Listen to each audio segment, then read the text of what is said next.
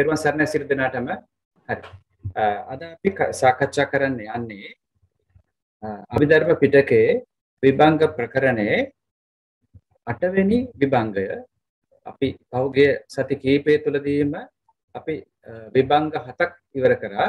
අද අපි කරන්න යන්නේ 8 වෙනි විභංගය. අපි ඒකට කියනවා සම්මප්පදාන විභංගය කියලා. අපි මුලින්ම බලමු සංඥාපනයට ගිහිල්ලා අපි පොඩ්ඩක් සංඥාපනය බලලා අපි එමු කොහොමද සංඥාපනය හඳුන්වන්නේ කියලා බලලා සර් පොඩ්ඩක් සංඥාපනයට හරි ඒක ඉවර කරන්න. හරි බොහොම පිං සර්. හරි.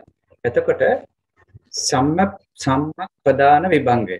සම්මප්පදාන විභංගය මේකේ සඳහන්ලා තියෙනවා මෙහි සතර සම්‍යක් ප්‍රදානයෝ සුත්තන්ත භාජනීය අභිධම්ම භාජනීය පඤ්ඤ පුච්චක යන තුන්වෙනි විභක්ති වේ. එතකොට සම්‍යක් ප්‍රදානය කියන ඒවා හතරක් තියෙනවා. ඒක අපි දැන් පෙළට ගියට පස්සේ බලමු.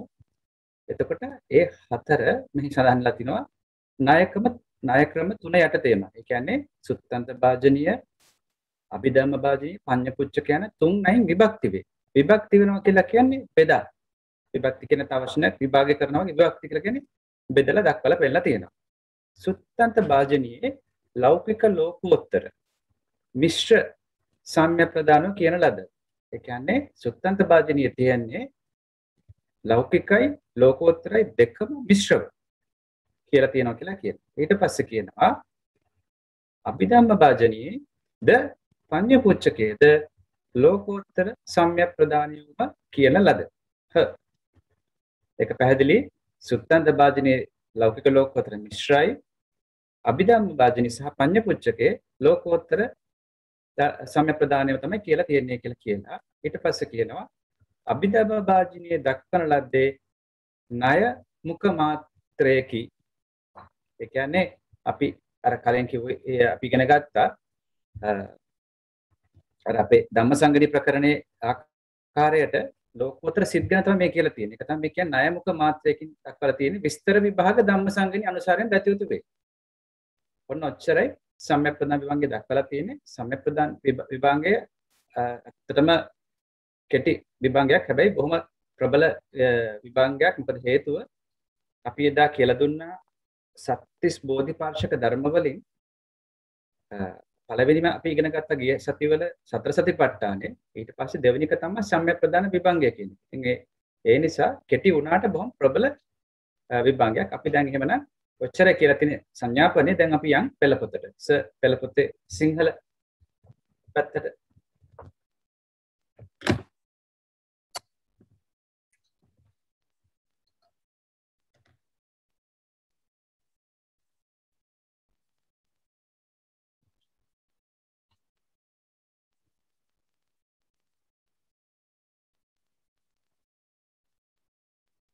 සම්පතකන් අපි පෙළපොත අපේ එනකන් අපි මම පැහැදිලි කරන්නම් සම්‍යක් ප්‍රදානය කියලා කියන්නේ අපි පරමාර්ථ ධර්ම වලින් ගත්තොත් වීර්ය චෛතසිකයට.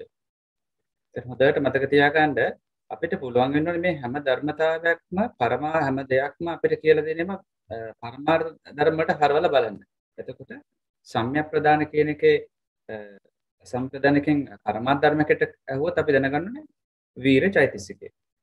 මේ වීර චෛතසිකය නිකන් වීර චෛතසිකය නෙමෙයි. ඒක ඇවිල්ලා අපිට නිවන් මාර්ගයේ තියෙන සම්මා වායාම කියන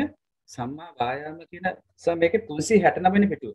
සම්මා වායාම කියන තන ක්‍රියා කරන මාර්ගාංගයක් හැටියට ක්‍රියා කරන වීර චෛතසිකය තමයි මේ මෙතන මේ සම්‍යක් ප්‍රදාන වීරය කියලා සම්‍යක් ප්‍රදාන විභාගයේදී හඳුන්වලා දෙන්නේ. එතකොට අපි පොත එනකන් කියවගෙන යන් හැමෝගම මම හිතනවා පෙළපොත ඇති කියලා. සම්‍යක් ප්‍රදාන විභාගය. සම්‍යක් ප්‍රදානිය 4 දෙනෙකි. මොනවද මේ 4? ඒකේ කියනවා මුලින්ම මේ සස්නේ පිළිපන් මහන සර් ඒකේ උඩට 489 වෙනි උඩට යන්න ඕන සර්. උඩට යන්න ඕන. 489 වෙනි පරිච්ඡේදය.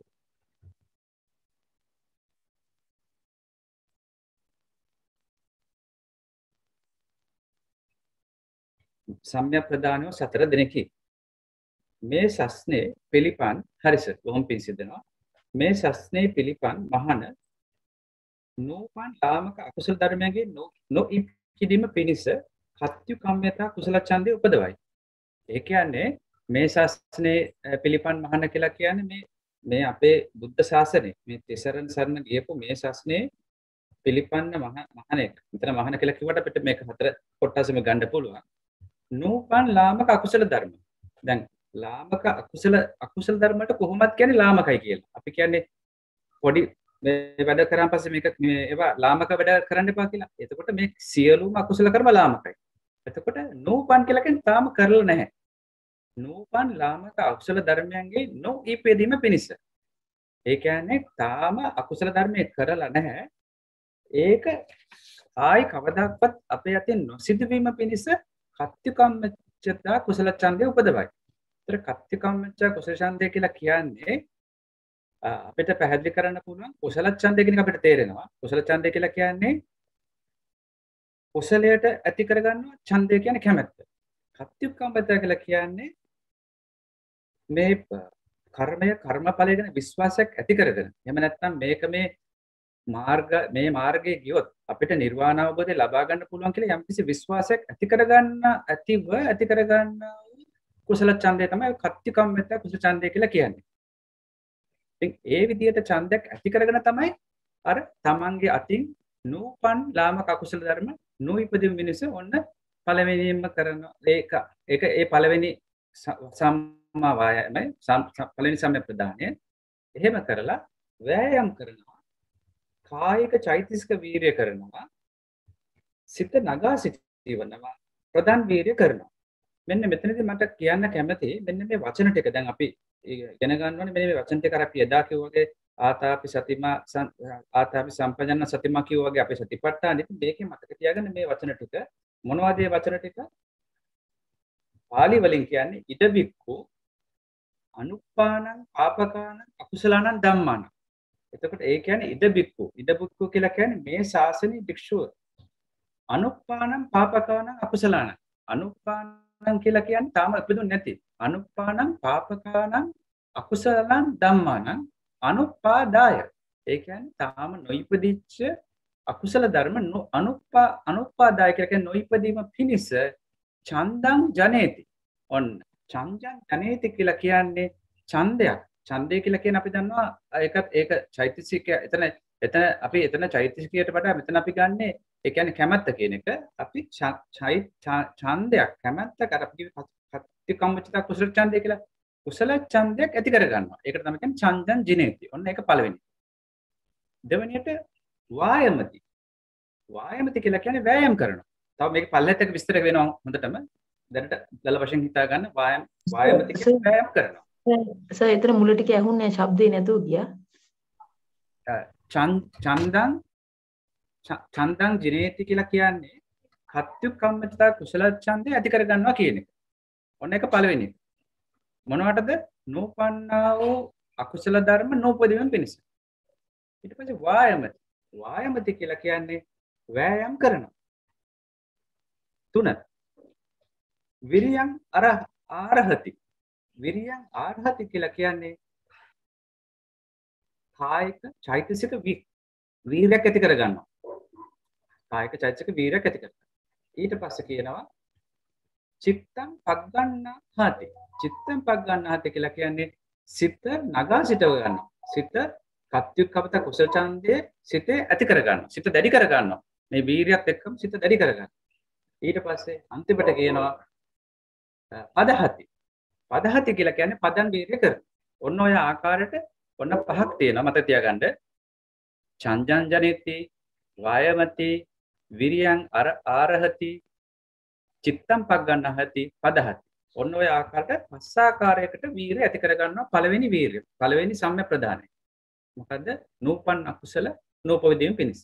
ඊළඟට දෙවෙනි එකට කියනවා උපන් ලාමක අකුසල ධර්මයන්ගේ ප්‍රහාණය පිණිස කත්තිකම්මත කුසල ඡන්දය උපදවයි. අන්න එතකොට මේ කියන්නේ දැනට අපි කරනවා මේ අකුසලේ. ඒ අකුසලේ ප්‍රහාණය පිණිස අපි අර විදිහටම ප්‍රහාණය පිණිස කත්‍යුක්කම කුසලන්දේ උපදවයි. ඒ කියන්නේ චන්දංජිනේති. වෑයම් කරයි කියලා කියන්නේ වායමති. වීර්ය කරයි කියලා කියන්නේ වායමති වීර්යං අරහති. ඊට පස්සේ සිත නගා සිටුවයි කියලා කියන්නේ චිත්තම් පග්ගණ්ණාහති. ඊට පස්සේ පදහති කියලා කියන්නේ ප්‍රධාන වීර්ය කර. අර ටිකම තමයි. වෙනස සම්‍යක් ප්‍රදානෙ විතර.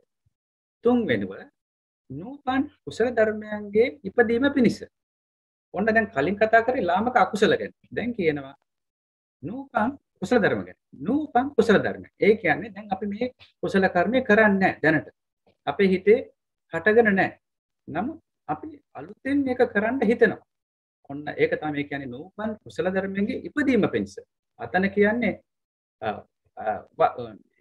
එතන කියන්නේ නූපන් අකුසල ධර්ම. දැන් කියන්නේ නූපන් කුසල ධර්මයන් ඉපදීම. අකුසල ධර්ම අපි ඕනේ කරන්නේ ඇති නොකරගෙන ඉන්නයි.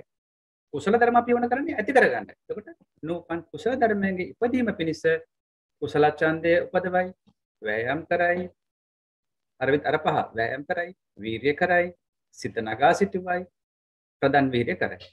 ඊට පස්සේ හතර වෙනවා උපන් කුසල ධර්මයන්ගේ සිටීම පිණිස. උපන් කුසල ධර්මය කියලා කියන්නේ අපි දැන් මේ කුසල කර්මය කරනවා. ඒක අපි නැති අඩු කරගන්න කරන කුසලය තව නැවත නැවත කිරීම පිණිස අපි වීර්ය කරනවා. ඒකට අපි කියනවා උපන් කුසල ධර්මයන්ගේ සිටීම පිණිස, නොනැසීම පිණිස, පුනපුනා ඉපදීම පිණිස, විපුල බව පිණිස, වැඩිම පිණිස, සම්පූර්ණ පිණිස කියලා වචන ගොඩාක් පැහැදිලි ඉස්සරලින් කියලා. ඊට පස්සේ කියනවා කත්තුක්කමත කුසල ඡන්දේ උපදවයි, චන්දං ජිනේති. අර කලින් කියපු වචන ටික පහම එනවා. වෑයම් කරයි, වීර්ය කරයි, සිත නගා සිටුවයි, ප්‍රධාන වීර්ය කරයි කියලා. දැන් මම මේකට උදාහරණ හතරක් දෙන්නම්. එතකොට ඔබතුමන්ලට බොහෝම පැහැදිලි වෙයි මේ හතර ආකාරය කොහොමද කියලා අපි උදාහරණයක් මම දුන්නොත්. දැන් අපි හිතමු පළවෙනි එක. නූපන් ලාමක අකුසල ධර්ම. දැන් අපි අකුසල ධර්ම අපි දන්නවනේ. අකුසල ධර්ම අපේ අතින් කෙරෙනවා, සිතින් කෙරෙනවා, කයින් කරනවා, වචනෙන් කරනවා. ඉතින් ඕවයේදී අපි ගමු අපි අතින් කරන අපි දන්නවා කයින් අපේ ප්‍රධාන වශයෙන් කරන අකුසල හතරක්. තුනක්. වචනෙන් වෙනවා හතරක්, සිතින් කරනවා තුනක්. එතකොට අපි ගමු මෙන්න ඒ වයින් උදාහරණයක්. දැන් ඔන්න නූපන් අකුසල ධර්ම කියලා කියන්නේ අපි බොරු කියන්නේ නැහැ දැන්. එතකොට දැනට අපි බොරු කියන්නේ නැහැ. එතකොට අපි ඉදිරියටත් වෑයම් කරනවා, වීර්ය කරනවා, බොරු නොකියාම ඉන්න ජීවිතාන්තය දක්වා. ඔන්න උදාහරණයක්. දැනට බොරු කියන්නේත් නැහැ. නූපන් අකුසල ධර්මයක් දැනට අපේ බොරු කියන්නේ නැති කෙනෙක්. ඊළඟට ඉදිරියටත් අපි ඒක නොකියා ඉන්න නූපන් අකුසල ධර්ම නැවත අපේ හිතේ ඇති වෙලා බොරුවක් නොකියන්නම අපි මේ නිවන් මාර්ග අරමුණු කරලා වීරියක් උපදවා ගන්නවා. ආයි ඒක ඇති කරගන්නේ කොහොමද? චන්දංජනිතේ වායම් කර කීපිට මේ අර කුසල ඡන්දයක් ඇති කරගන්නවා, වෑයම් කරනවා, කායික චෛතසික වීරියක් ඇති කරගන්නවා, සිත නගා සිටිනවා. ඔය පස් ආකාරයෙන්ම ඔන්න අපි ඒ බොරුව ජීවිතාන්තයේ දක්වා කිසිම දවසක බොරුවක් නොකියන අපි වීරියක් ඇති කරගන්නවා. අන්න ඒකට කියනවා ඒක ඔන්න සම්‍යක් ප්‍රදානයේ පළවෙනි එකට උදාහරණයක්. දෙවෙනි එක උපන් ලාමක අකුසල ධර්ම කියලා කියන්නේ දැන් මේ වෙලාවේදී අපි දැනට කරන දෙයක් තමයි හිස් වචන කතා කරන එක. අපි දේශපාලනය වෙන්න පුළුවන් අනවශ්‍ය දේවල් අපේ අතින් කතා වෙනවා. එතකොට ඕක අපි යම් කිසි දවසක තේරුම් ගන්නවා හිස් වචනේ කියන්නේ අකුසලයක් කියලා. හිස් වචන කියලා කියන්නේ සම්ප්‍රප්පලාප කියලා කියන්නේ. ඒක අකුසලයක්. එතකොට අපි ඒක දැනගත්ත දවසේ ඉඳලා අපි මොකද කරන්නේ? දැනට උපදිලා. දැන්ට අපි කරනවා අකුසලේ. අපි ඒ දැනගත්ත දවසේ ඉඳලා අපි ඒක ප්‍රහාණය පිණිස ආයි කරන්නේ නැති වෙන විදිහට අපි ඒකට කුසල ඡන්දයක් වෑයම් කිරීමක් වීර්යයක් ඇති කරගෙන අර පස්සා කරට. ඔන්න ඒක දෙවෙනි සම්‍යක් ප්‍රදානට උපමාවක්. තුන්වෙනි එකට උපමාවක් දෙන්න පුළුවන්. නූපන් කුසල ධර්මයන්ගේ ඉපදීම පිණිස. ඒ කියන්නේ දැනට අපි දන් දෙනවා. බොහෝ දෙනෙක් දන් දෙනවා. සිල් රකින්නවා. හැබැයි අපි තාම භාවනා කරන්න පටන් අරගෙන නැහැ. එතකොට මොකද කරන්නේ? දැන් මේ වැඩසටහන ආත්මික හිතනවා.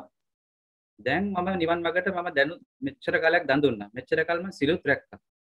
ඒ වුණාට මම භාවනාවට ප්‍රවිෂ්ඨ වුණේ නැහැ. මම දැන් භාවනාවත් පටන් ගන්න ඕනේ කියලා කලින් නූපදිච්ච කුසලයක් ඔන්න කරන්න කියලා පටන් ගන්නවා. වීරයක් උපදවා ගන්න. මොකද අපිට මේ කිසිම දෙයක් කරන්න බෑ වීරිය නැතුව. එතකොට ඒ වීරිය ඇති කරගන්න එකට අපි කියනවා නූපන්. ඒ භාවනාව කලින් නොකරපු අලුතෙන් කරන්න පටන් ගන්නකොට ඇති කරගන්න වීරියට අපි කියනවා නූපන් කුසල ධර්මයන්ගේ ඉපදීම පිණිස අර පස්සාකාරයෙන්ට ඡන්දයක් උපදවා ගන්නවා, වෑයම් කරනවා, වීරිය කරනවා, සිත නගා සිටිනවා, ප්‍රදම් වීරිය කරනවා.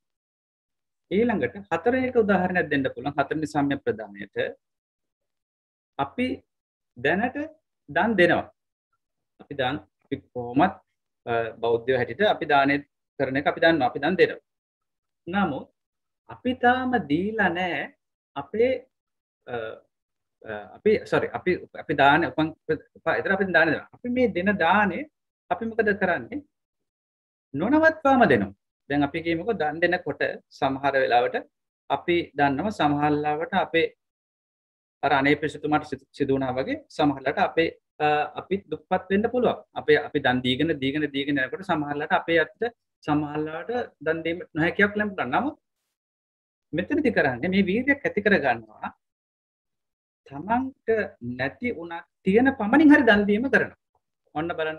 ඒ කියන්නේ කුසල ධර්මයන්ගේ නොනැසීම පිණිස, පුන ඉපදීම පිණිස දැන් අපිට සල්ලි නැහැ කියලා දන් දෙන එක නවත්තන්නේ නැහැ.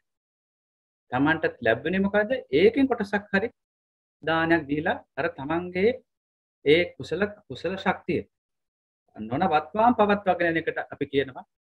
එන්නේ ඒක අපට උදාහරණයක් හැටියට දෙන්න පුළුවන්. උපන් කුසල ධර්මයන්ගේ සිටීම පිණිස, නොනැසීම පිණිස, පුන ඉපදීම පිණිස, විපුල බව පිණිස, වැඩිම පිණිස, සම්පූර්ණ බව පිණිස කියලා ඔන්න ඒ විදිහට දැන් අපි දන්නවා අනේ පිටුතුමා කාලයගේ වැමෙන් දන් දීලා දුක්පත් වුණා.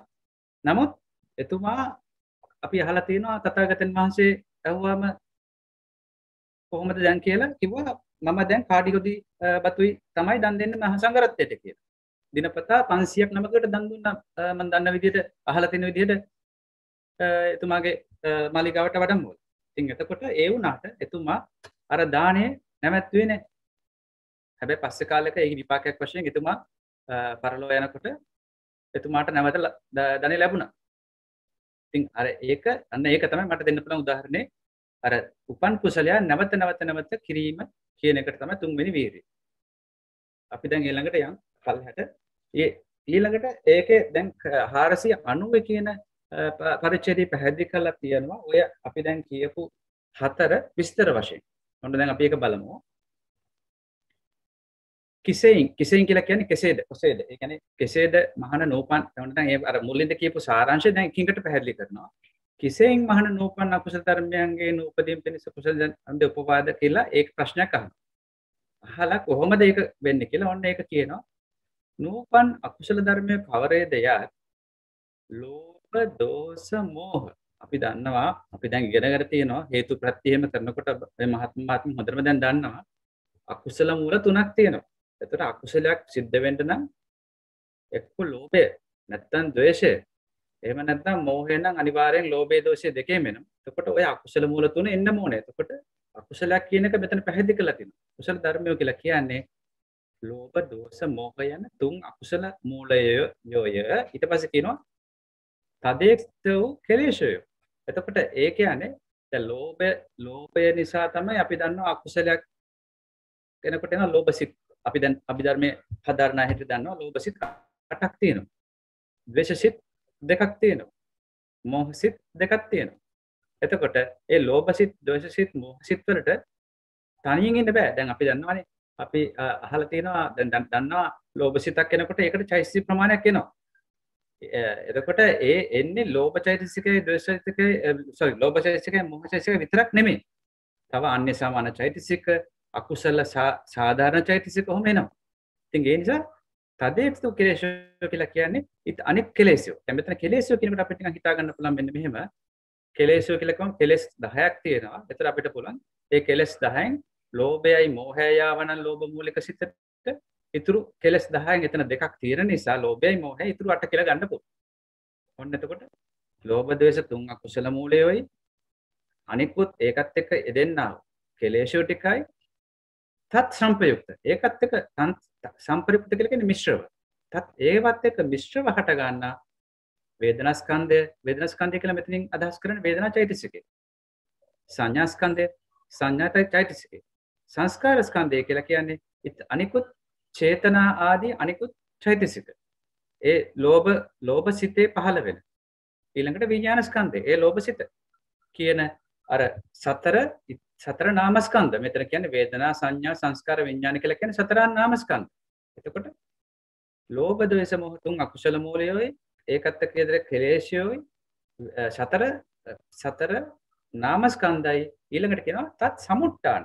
තත් සමුට්ඨාන කියලා කියන්නේ ඒවත් එක්කම දැන් අකුසලයක් ලෝභසිතක් ආවට අපි ලෝභසිත ආවා කියලා අපි එතන මේ ඒක අපි ක්‍රියා කරන්න ඕනේ මොකක් හරි ත්‍රිදොරින් එක දොරකින් එක්ක කයින් කරන්න ඕනේ ඒ ක්‍රියාව නැත්නම් වචනෙන් කරන්න ඕනේ නැත්නම් මනසින් කරන්න ඕනේ. එතකොට තත් සමුට්ඨාන කියලා කියන්නේ ඒක හේතු කරගෙන ඒත් සමගම හට ගන්න තත් සමුට්ඨාන වූ කාය කර්මය වාක් කර්මය හෝ මන කර්මය යන මොහු නූපන් අකුසල ධර්මයයි කියනු ලැබේ.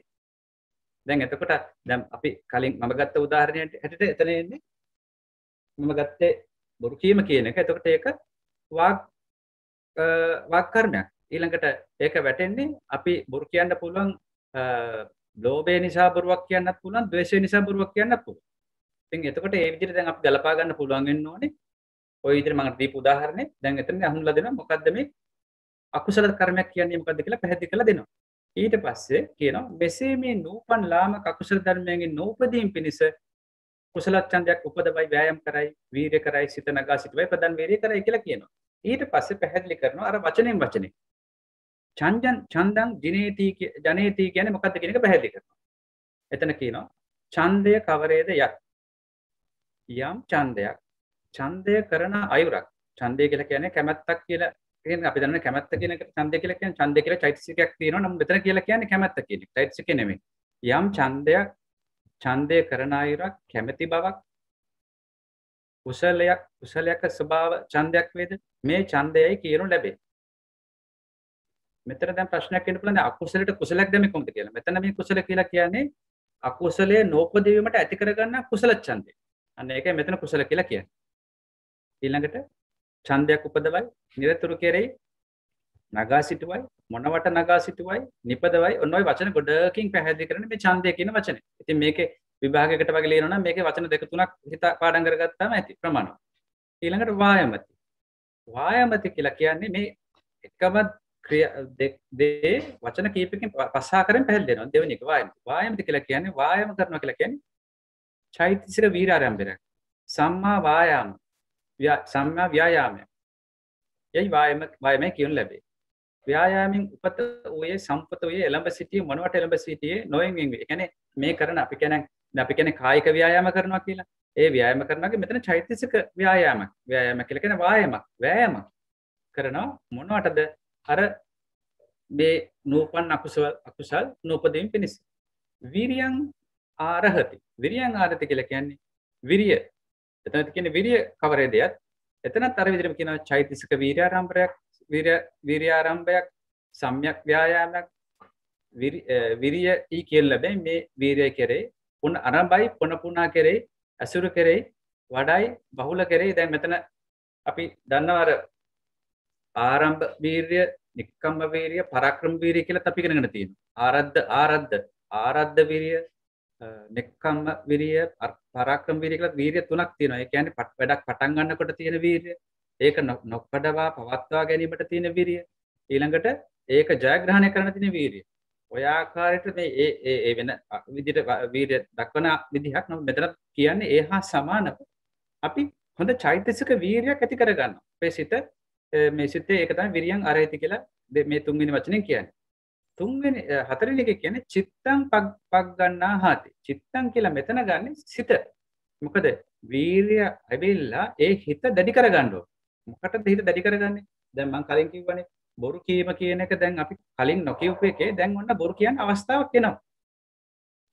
එතකොට මේ වීර්ය තියෙන කෙනා අවස්ථාව ආවත් බොරු කියන්නේ නැහැ. තමන් කොහොම හරි කරලා හිත දැඩි කරගන්නවා. මම මේ මෙච්චර කල් මම බොරු කියපු කෙනෙක් නෙවෙයි. ඒ නිසා මම මොකටද මේ කිසිම කෙනෙක් නිසා හෝ කිසිම හේතුවක් නිසා මම මොකටද මේ මේ නූපන්නා වූ අකුසලයේ මම කරගන්නේ කියලා හිත දැඩි කරගන්නවා. ඒක තමයි මේ හිත චිත්තය. යම් චිත්තයක් මනසක් මනෝවිඤ්ඤාණ ධාතුවක් ඒ චිත්තයයි කියනු ලැබේ. මේ චිත්තේ නගා සිටුවයි. පුනා නගා සිටුවා. නිකන් සිත වැටෙන්න දෙන්නේ නැහැ. දැන් සමහර අය කියනෝනේ මට ඒ වෙලාවේ කරගන්න දෙයක් තිබුණේ නැහැ. මං ඒ වෙලාව මගේ අතින් බොරුව කියවුණා කියලා කියනවා. ඒ කියන්නේ එයාගේ හිත වැටිලා. එයාගේ හිත ශක්තිමත් නැහැ. නමුත් මේ මාර්ගයේ ගමන් කරන පුද්ගලයා ඒ මහාන් ස්වාමීන් වහන්සේ හෝ ඒ ගිහිප් කෙනා එයාගේ හිත දැඩි. එයාගේ හිත දැඩි කරගන්නේ මොකටද? මේ අකුසලයේ නොකරා සිටින්න. ඉතින් එයා චිත්තේ නගා සිටිනවා පුනා නගා සිටිනවා. දැන් සමහරවිට කියන්න පුළුවන් ඊළඟ සිතක් පහළෙන්න පුළුවන් නෑ කමන්නේ මේ අදට විතරක් මේ බොරුව කියනවා. හෙට කියන්නේ ඒත් නෑ. එහෙම කරන්නෙත් නෑ. නගා සිටින පුනා නගා සිටුව. රුකුල් දෙයි. නගා සිටිනම රුකුල් දෙනවා. පුනා රුකුල් දෙයි. අන්න බලන්න මේ කොච්චර වචන වලින් පැහැදිලි කරලා තියෙනවද කියලා මේ වීරිය කියන එක. ඊට පස්සේ පදහති අන්තිම වචනේ පදහති කියලා කියන්නේ දැන් මෙතන අපි කියන්නේ සම්‍යක් ප්‍රදාන කියලා. සම්‍යක් ප්‍රදාන කියලා කියන එකයි පදාන කියන වචනේ මෙතන තේරුම සම්‍යක් කියලා කියන්නේ යහපත් කියන එක. හරිද? අපි කියනනේ යහපත් ඔව්. එතකොට සම්‍යක් ප්‍රදාන කියලා කියන්නේ මේ හතරම තමයි. ඒ නැවතම මේ කියන්නේ චෛත්‍යක වීර්ය ආරම්භයක් සම්‍යක් ව්‍යායාමයක් ඊ ප්‍රදානය කියන ලැබෙ මේ ප්‍රදානයෙන් උපත වූයේ සමන්ගත වූයේ පදහතේ කිම් ලැබේ. ඒ කියන්නේ මතක තියාගන්න මෙතනදී මේ වීරිය එන්නෙම හතර ආකාරයෙන් එන්නේ. කොහොමද එන්නේ මේ සම්‍යක් ප්‍රදාන වීරිය? එක විදියකට එනවා. දැන් මෙතන එන්නේ පළවෙනි එකේදී එන්නේ නූපන් අකුසල නූපෝදන ආකාරයට. එතකොට සම්‍යක් ප්‍රදාන කියපු ගමන් මතක තියාගන්න එතන කියන වීරිය හතර ආකාරයි කියලා හොඳට මතක තියාගන්න. දැන් අපි එතනින් පළවෙනි එක අවසන් කරන පළවෙනි ප්‍රදාන වීරිය අපි දැන් යන්නේ දෙවෙනි එකට. 491 ඒකේ කියනවා කිසෙයින් මහන උපන් ලාමක අකුසල ධර්මයන්ගේ ප්‍රහාණය පිණිස 491 සිංහල පැත්තන්න හරිස බොම්පින්. එතකොට කිසෙයින් මහන උපන් මේ ප්‍රශ්න නගනවා. කිසෙයින් මහන උපන් ලාමක අකුසල ධර්මයන්ගේ ප්‍රහාණය පිණිස කුසල ඡන්දය උපදවාද වෑයම් කෙරේද වැරැන වේද සිත නගා සිටවද ප්‍රදාන වීරිය කෙරේද යත් කියලා අහලා එන්නව පැහැදිලි කරනවා. උපන් අකුසල ධර්මයන් කවරද යත් කියලා අර ටිකම තමයි. දැන් කලින් කියවනේ අකුසල ධර්ම කියන්නේ මොකක්ද කියලා මෙතන බලන්න ඒකමයි කියන්නේ.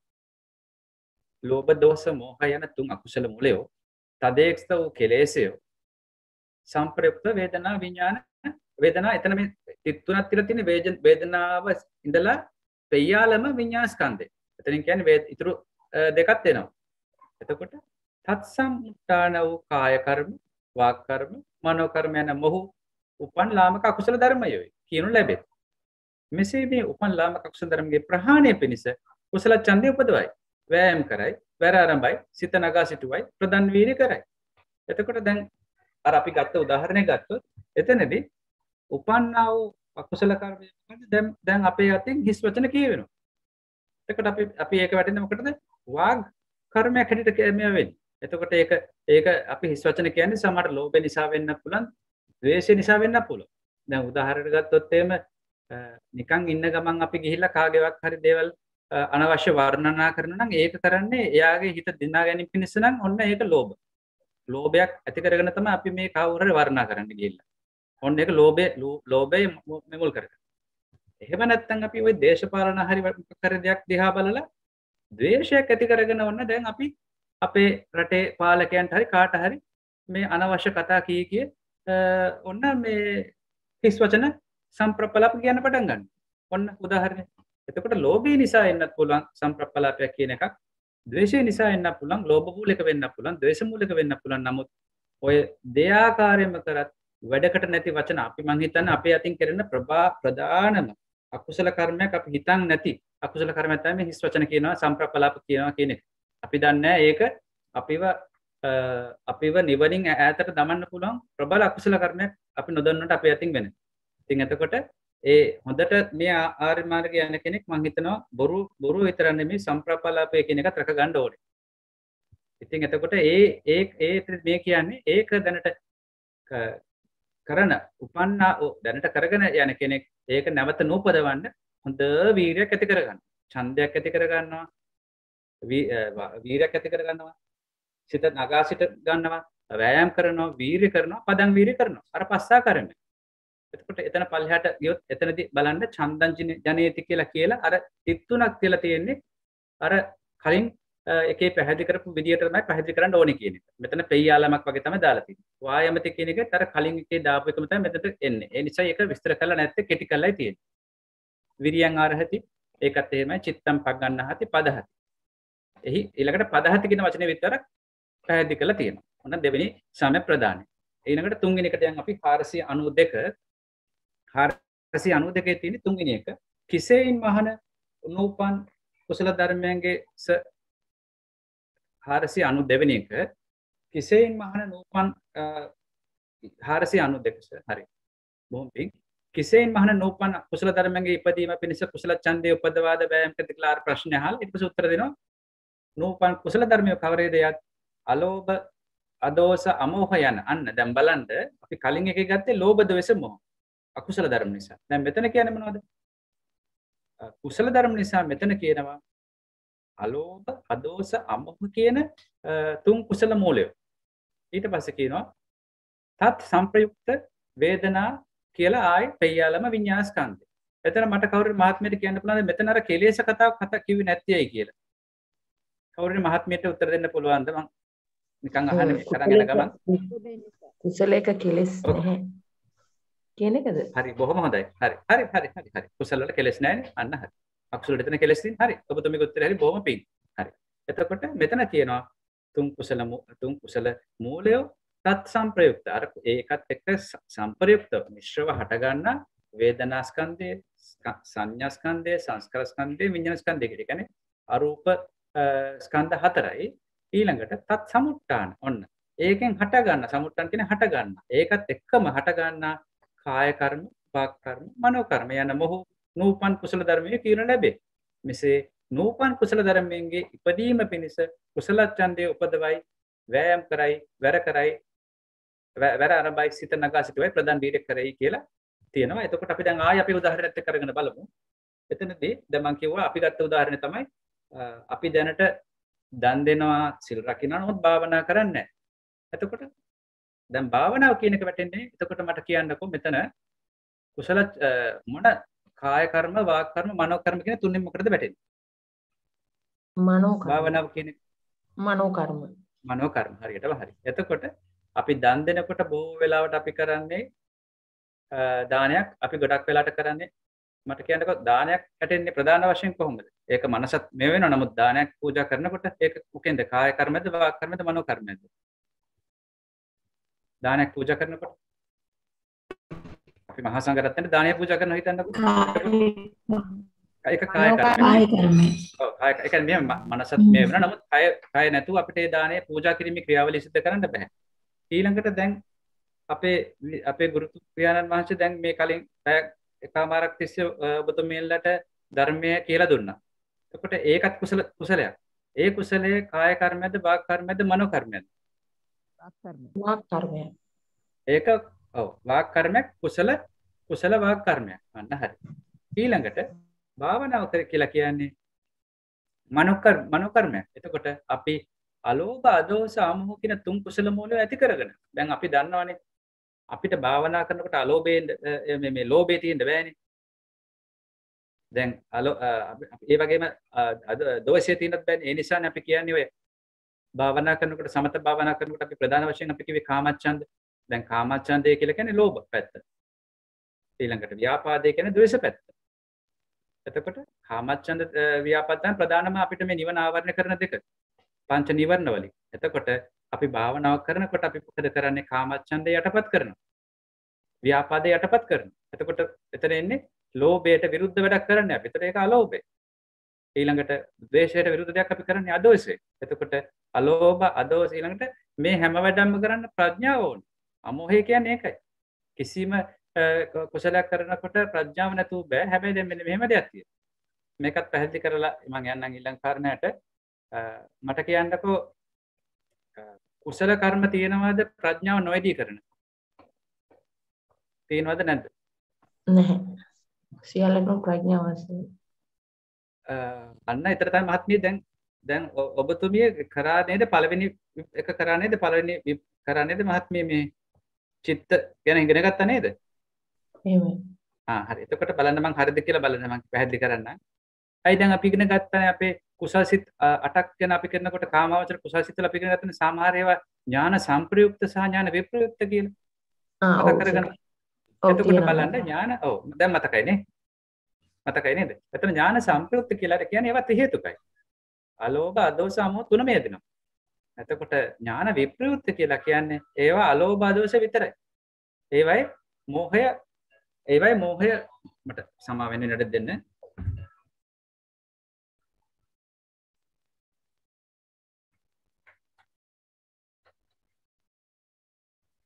එතකොට ඥාන සම්ප්‍රයුක්ත එතකොට අලෝභ අදෝස අමෝහ තුනම ඉන්නේ. දැන් අපි කියමුකෝ භාවනාවක් කරනකොටත් අපි කියමු කෙනෙක් සමාවෙන්ද අපි කියමු කෙනෙක් කරනවා භාවනාව නමුත් එයාට ප්‍රඥාව නැහැ. සමහරට එයාට විදර්ශනා ප්‍රඥාවක් නැහැ. නමුත් එහෙම නැත්නම් එයාට සමහරවට මොනවද මේ කුසල අකුසල ගැන හැඟීමකුත් නැහැ. ඔබේ මේක කරන්නම් වාට කරනවා. එතකොට එතනදී තියෙන්නේ ඥාන විප්‍රයුක්ත කුසල සිත. හරි. එතකොට දැන් මෙතන කියන්නේ අපි වගේ අපි දැන් ඔබතුමියලා අපි වගේ අය භාවනා කරනකොට ඊට වඩා ඒක ටිකක් මම හිතනවා ඥාන සම්ප්‍රයුක්ත වෙන්න ඕනේ. එතකොට ඒ ඥාන සම්ප්‍රයුක්තව කරන ඒවට කියනවා අලෝභ අදෝස අමෝහ කියන ඒ තුනම ඇති කරගෙන ඒ තුන් කුසල මූලයම ඇති කරගෙන වේදනා අර සතර නාමස්කන්ධයෙන් ඇති කරගෙන ඊට පස්සේ අපේ මනසින් අපි භාවනා පටන් ගත්තා නම් ඔන්න අපි කරනවා මෙච්චර කල් අපි කරේ නෑ නූපන්නා කුසල ධර්මයක් අපි දැන් කරන්න පටන් ගන්නවා මේ දැන් ඉඳලා ඔන්න එකට ඒ කරන්න පටන් ගන්නකොට වීරියක් ඕනේ. දැන් ඔන්න හිතන්නකෝ මේ භාවනා කරන්න පටන් ගන්නකොට ඔන්න අපිට සමහර වෙලාවට හරි හමන් විදියට තැනක් නැහැ. එහෙම නැත්නම් නොයෙකුත් විදිහේ බාධාවක්, මැසි මදුරුවන්ගෙන් බාධාවක්. එහෙම නැත්නම් අපිට ශබ්දයෙන් බාධාවක්. ඉතින් අන්න ඕක තමයි අර කියන්නේ මේ පලිබෝධ. ඔකට කියන පලිබෝධ කියලා. එතකොට අපි දක්ෂ වෙන්න ඕනේ. අත්තටම කියන්නේ මේ නිවන් ගමන යන්න පහසු නෑ. එතකොට අපි දක්ෂ වෙන්න ඕනේ පලිබෝධ කපාගෙන, පලිබෝධ දුරලාගෙන. ඒ එන පලිබෝධ වලට අපි යටත් වෙන්නේ නැතුව අපි දක්ෂ වෙන්න ඕනේ ඒවා මැඩ පවත්වාගෙන භාවනා කරන්න පටන් ගන්න. එතකොට ඒකට ඕනේ වීරියක්. අන්න ඒ වීරිය තමයි මොනවටද ඒ නිවන් ඉලක්ක කරලා මේක කියවන ලෞකික ලෝකෝත්තර දෙකම කියලා. එතකොට මේ වීරිය කරන්නේ මේ අපි මේ සාමාන්‍ය මේ වීරියක් නෙමෙයි. මේ වීරිය කරන නිවන් දකින්න වීරියක් කරන්නේ. ඒ වීරිය කරන්න භාවනා කර යුතුයි. ඒ භාවනා කරන්න අපි හිත මොකද කරන්නේ? කැමැත්තක් ඇති කර ගන්නවා. වීරියක් ඇති කර ගන්නවා. වායාමයක් ඇති කර ගන්නවා. ඒ ආකාරයට අපි අපේ හිත දැඩි කර ගන්නවා. ඔන්න ඕක තමයි මෙන්න මේ තුන්වෙනි සම්‍යක් ප්‍රදානෙ පැහැදිලි වෙන්නේ. දැන් එතනක් තියෙනවා චංජන් ජනිත කියන්නේ මොකද්ද? වායමත කියන්නේ මොකද්ද? විරියෙන් අර ටිකම ආයි නැවත වතාවක් පැහැදිලි කරලා තියෙනවා. හරි. ඊළඟට අපි යන් අවසානයකට 493 එකේ පැහැදිලි වෙන්නේ අන්තිම එක කිසෙයින් අන ප්‍රශ්නය අහනවා.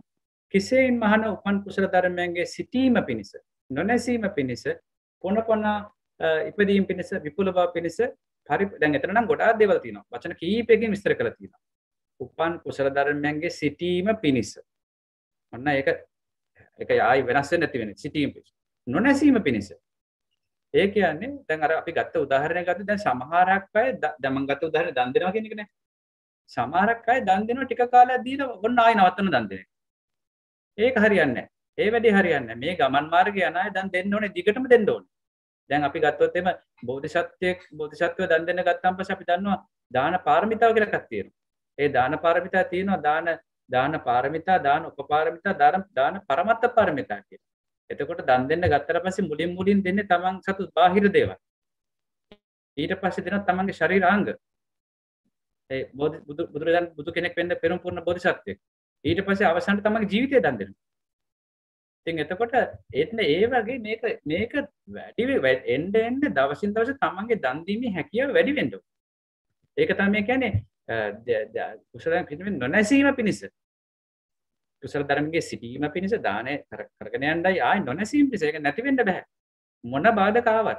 දැන් අපි දන්නවා අපේ බෝධිසත්වයන්ට එක අවස්ථාවලදී දන් දෙන්න ආවා මාර්යා එහෙම ඇවිල්ලා බාධා කරලා තියෙනවා. ගිනි වලවල් එහෙම එක කාලෙකදී පසේ බුදු කෙනෙක්ට දානයක් පූජා කරන්න ගියාම මාර්යා ගිනි එතනට යන්න දුන්නේ නැහැලු මේ ගිනි ජාලාවක් පොළ මැව්වලු. හැබැයි බෝධිසත්වයෝ එහෙම පසුබට වෙන්නේ නැහැ. බෝධිසත්වයෝ ඒ ගින්නට අපේ තුමන්ගේ ශරීරයේ පිච්චුණත් කමක් නැහැ කියලා ඒ ගිනි ජාලට මැද්දට ගිහලා මම මේ දානේ දීලා මිස පස්ස බලන්නේ නැහැ කියලා. හැබැයි එතකොට මොකද උනේ? ඒ බෝධිසත්වයන්ගේ තියෙන පාරමිතා බලයෙන් ඒ ගිනි ජාලාවල් මැදින් නෙළුම් මල් උඩට ඇවිල්ලා ඒ කියන්නේ බෝධිසත්වයන්ගේ පාදවලට කිසිම හානියක් වුණේ නැහැ. දානෙ සම්පූර්ණවලු මාරයා පරාජයටපත් වුණා. ඉතින් එන්න ඔක තමයි මෙතන මේ කියන්නේ නොනැසීම පිණිස. දැන් ඒකට වචනයක් තියෙනවා මේ තිතියා කියලා. තිතියා කියලා කියන්නේ තිතියා කියලා එකක් පාලි පැත්තේ තියෙන තිතියා කියන වචන. තිතියා කියලා කියන්නේ ඒ පැවැත්ම පිණිස. ඒක ඒ තිතියා නොනැසීම පිණිස, පැවැත්ම පිණිස, පුන පුනා ඉපදීම පිණිස, විපුල බව පිණිස. විපුල කියලා කියන්නේ දැන් එන්නේ වැඩි වෙනවා මේක. විපුල බව පිණිස. වැඩිම පිණිස, පරිපූර්ණ වීම පිණිස. පරිපූර්ණ වෙනවා කියලා කියන්නේ දැන් අපි ගත්තොත් එimhe දැන් සමහරක් වෙලාවට අපේ දැන් පාරමිතා දැන් අපි ගත්තොත් එම් පාරමිතා අපි පුරන්නේ 10ක්. දාන පාරමිතා අපි දන්නවනේ සීල පාරමිතා ඔහොම කිව්වොත් සමහරෙක් අය ඉන්නවා අපි උනත් ගත්තොත් අපේ සමහර පාරමිතා පැත්තෙන් අපි ඉස්සරහින් ඉන්නවා. නමුත් සමහර පාරමිතා වලින් අපි ඉන්නේ පිටිපස්සේ. අපි ගත්තොත් එම් අපේ කාන්ති පාරමිතා ඉවසීම. එහෙම නැත්නම් අපේ අදිෂ්ඨාන පාරමිතා. එහෙම නැත්නම් අපේ මෛත්‍රී පාරමිතා පැත්තෙන් අපි තාම වැඩිලා නැති වෙන්න පුළුවන්. එතකොට පරිපූර්ණ කියලා කියන්නේ මේක සම්පූර්ණයෙන් මේ කියන්නේ මේ සම්පූර්ණ වෙන්න ආයි අඩු නෑ. ඒ දැන් රහතන් වහන්සේ කෙනෙක් වෙනත් රහතන් වහන්සේට අපි අහලා තියෙන පාරමිතා 10ම එක හා සමානව වැඩෙන්න ඕන. ඉතින් එතකොට ඒවා පරිපූර්ණ වීම පිණිස තමයි මේ වීර්යය කරන්නේ. ඉතින් ඒක තමයි මට දෙන්න පුළුවන් උදාහරණය. ඉතින් එතනත් කියන්නේ අර විදිහටමයි අපි දැන් දානයක් නම් ඒ විදිහට අපි කුසල ඡන්දයක් ඇති කරගන්නවා, වෑයම් කරනවා. දැන් මේකේ යට තියෙන අනිත් එක තව එකක් කියන්න ඕනේ මේ වීර්යය දැන් අපි දන්නවා වීර්ය චෛතසිකය ගැන දැන් මම බැලුවා. මට කියන්න පුළුවන් නේද නෝන මහත්මිලට වීර්ය චෛතසිකය මට පොඩ්ඩක් කියන්න වීර්ය චෛතසිකය යෙදනවද කියලා අකුසලයක් කරන්න මට පොඩ්ඩක් කියන්නකෝ. අකුසලයක් කරන්න වීර්යය ඕනේද නැද්ද?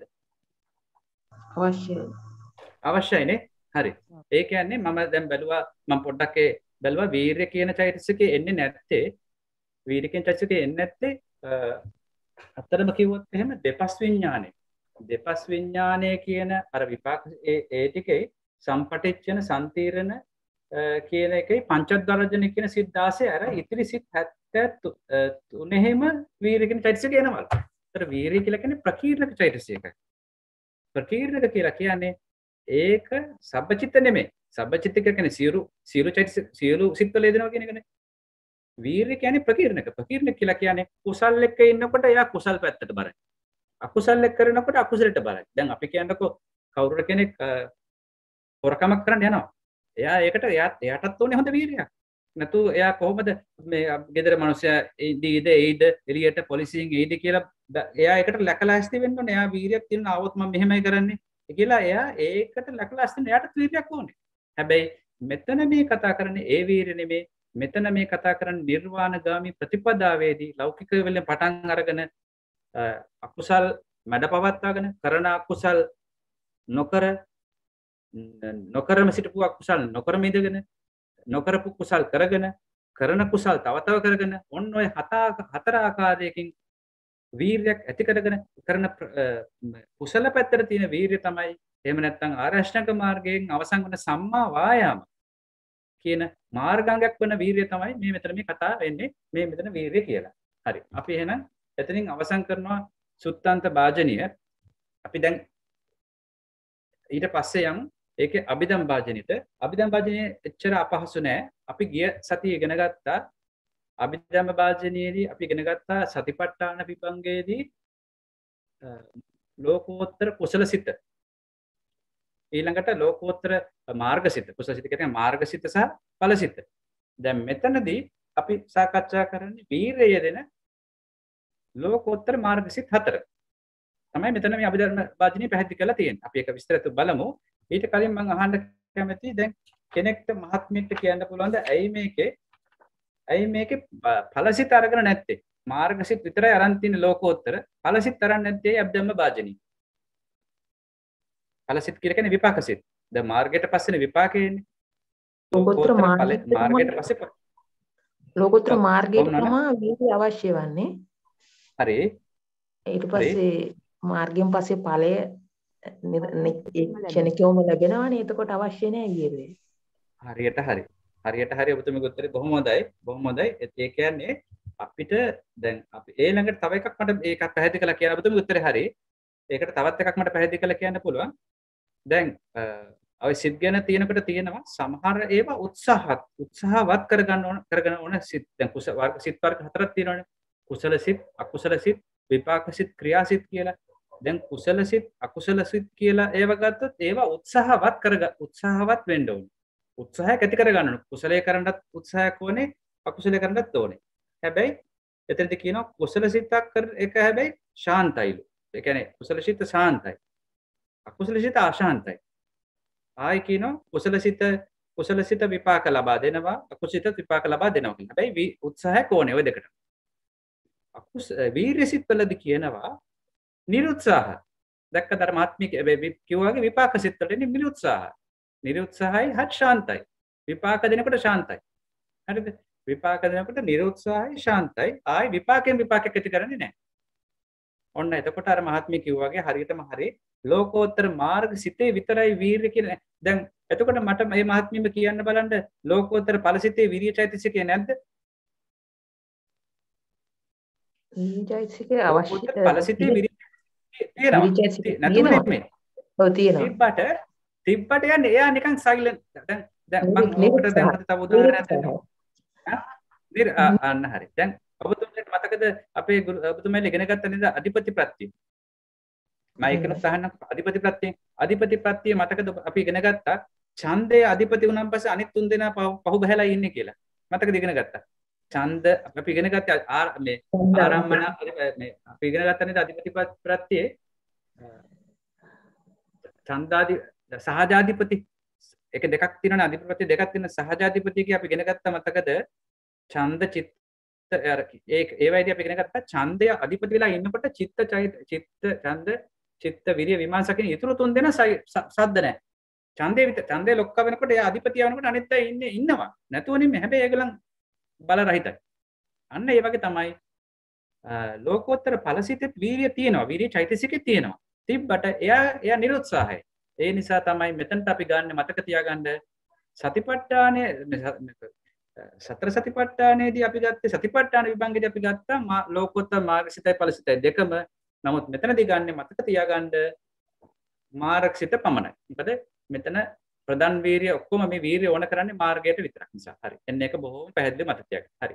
ඊළඟට අපි මෙතනදී බලමු සම්‍යක් ප්‍රදානය සතර දිනකි මේ සස්නේ මහානතෙමේ නූපං අකුසල ධර්මයන්ගෙන් නූපදීන් පිස කුසල ඡන්දේ උපදවයි වෑයම් කරයි වර අරබයි සිත නගා සිටුවයි ප්‍රධාන වීරිය කරයි කියලා අර කලින් කියපු එකම කියන්නේ. ආයි උපන් ලාමක අකුසල ධර්මයන්ගේ ප්‍රහාණය පිණිස අර කලින් අපි මුලින්ම කියව විදිහටම මෙතනදී ඒ හතර ඒ ආකාරයෙන්ම කියලා ඊට පස්සේ එකින් එක ඔන්න පැහැදිලි කරනවා. පළවෙනි එකේදී නූපන් අකුසලයන්ගේ නූපදීම කියන තැනට අපි දැන් යන්න එක බලමු 495 බලමු. ඔන්න ඒකේ බලන්න කිසේන් මහන නූපන් ලාමක අකුසල ධර්මයන්ගේ නූපදීම පිණිස කුසල ඡන්දය උපදවා වෑයම් කරේද කියලා ඔන්න ප්‍රශ්නය අහනවා. කෙරේද යත් කියලා ප්‍රශ්නය අහනවා. අහලා ඔන්න ඔතන කියනවා මේ සස්නේ මහන තෙමේ ඉදබික් මේ යම් කලක ඔන්න දැන් ඔන්න පටන් ගන්නවා අර ලෝකෝත්තර සිත කියන්නේ ලෝකෝත්තර සිත ලියන්නේ එහෙමනේ මෙතනින් පටන් ගන්න මේ විදිහට දෘෂ්ටිගතයන්ගේ ප්‍රහාණය පිණිස ඒ කියන්නේ ඔය දෙසටක් මිත්‍යා දෘෂ්ටීන් වලට අහු වෙලා එහෙ මේ වෙලේ ඉන්න ඒ දෘෂ්ටීන්ගෙන් ප්‍රහාණය පිණිස ප්‍රථම භූමියට පැමිණීම පිණිස ප්‍රථම භූමිය කියන්නේ මොකද සෝවාන් ආර්ය භූමිය පැමිණීම පිණිස නෛර්යානික වූ කියලා කියන්නේ නිවනටම ඉලක්ක කරපු අපචේගාමී කියන්නේ ආචේගාමී කියලා කියන්නේ සංසාරේ යන චුති ප්‍රතිසන්දි දෙමින් සංසාරේ යන අපචේගාමී කියලා කියන්නේ සංසාරේ යන ගමන නවත්තන ඒක අනිත් පැත්තට අපචේගාමී වූ ලෝකෝත්තර ධානයේ වඩාද ඒතර ධානය අපි දන්නවා ලෞකිකක් තියෙනවා ලෝකෝත්තරක් තියෙනවා ලෞකික ධාන එන්නේ සමත භාවනා කරලා ඊළඟට ලෝකෝත්තර ධානයන් වඩාද කාමයන්ගෙන් වෙන්ව කියලා ඊටු ටික ඉන්නේ පෙయ్యලම අපිට ඒක බලන්න පුළුවන් ධම්මසංගිනී ප්‍රතින් කාමයෙන් වෙන්න අකුසලයෙන් වෙන්න මෙහෙම කියලා ටිකට තියෙනවා ඒ ටික අත්හැරලා දුක්ඛ පිළිවෙත් ඇති ලැසි අවිජ්ජා ඇති ප්‍රථම ධානයට පැමිණ වෙසේද මොන දැන් මේ මාර්ගසිතමයි කියන්නේ මොන මාර්ගසිත සෝවාන් මාර්ගසිත එසමයෙහි ඔන්න ඒ වෙලාවේ දැන් අපි ඔන්න දැන් එතන ඔන්න අතෙන්ට ආවා ප්‍රථම ධානයට පැමිණ වෙසේද එසමයෙහි එන්නේ මොහොතේ ඒ ෂණයේදී නූපන් ලාමක අකුසල ධර්මයන්ගේ නූපදීම පිණිස කුසල ඡන්දය උපදවයි වෑයම් කරයි වර අරබයි සිත ගන්නයි ප්‍රධාන වීර්ය කරේ. එච්චර. ඒ කියන්නේ මෙතනදී හරියටම ඒ මොහොතේ අපේ තියෙන වීර්ය චෛතසික ගැන තමයි තියෙන්නේ. තවත් පොඩ්ඩක් අපිට පැහැදිලි කරන්න පුළුවන් මේක ගැන අපි පල්ලෙහාට යන්. චන්දං ජනේති කියලා කියන්නේ අර කලින් කීප එකම තමයි.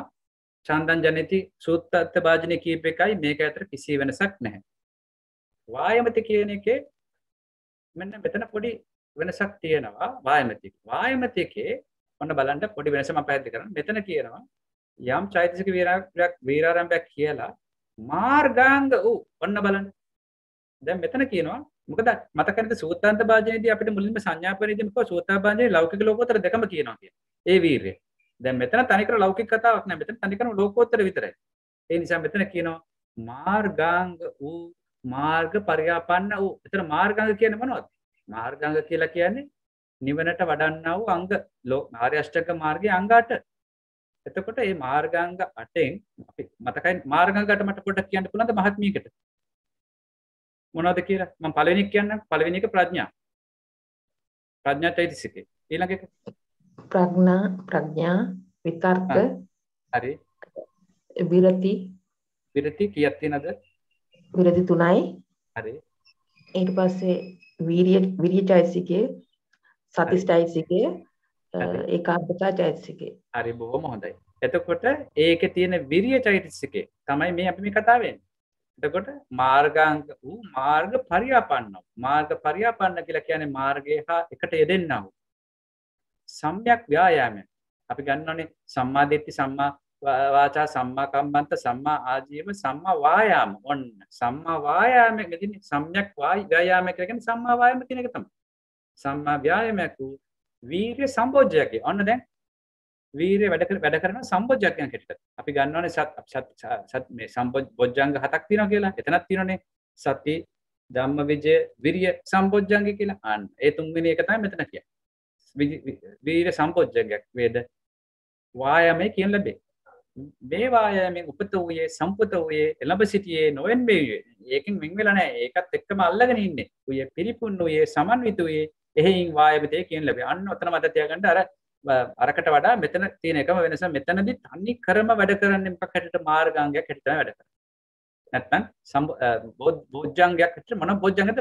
ලෝකෝත්තර සම්බොජ්ජංගයක් හැටියට. දැන් බොජ්ජංග ධර්ම තියෙනවා මේ ලෞකිකත් මේ මාර්ග සිත උපදන් ඉස්සෙල්ලා. මෙතන කියන්නේ ලෝකෝත්තර බොජ්ජංගයක් අවස්ථාව. ඊට පස්සේ කියන විරියං අරහති කියලා කෙනත් අර විදිහටම පැහැදිලි කරනවා. යම් චෛතසික වීර්යාරම්භයක් මාර්ගාංග වූ මාර්ග පරියාපන්න සම්ම ව්‍යායාම අර ටික එහෙම ඒ වචන ටික නැවතම මේ රිපීට් කරලා තියෙනවා. හරි. ඊළඟට අපි යන් ඊළඟ වචනෙට විරියං අරහති පොඩ්ඩක් ඊළඟ පිටුවට අපි යමු.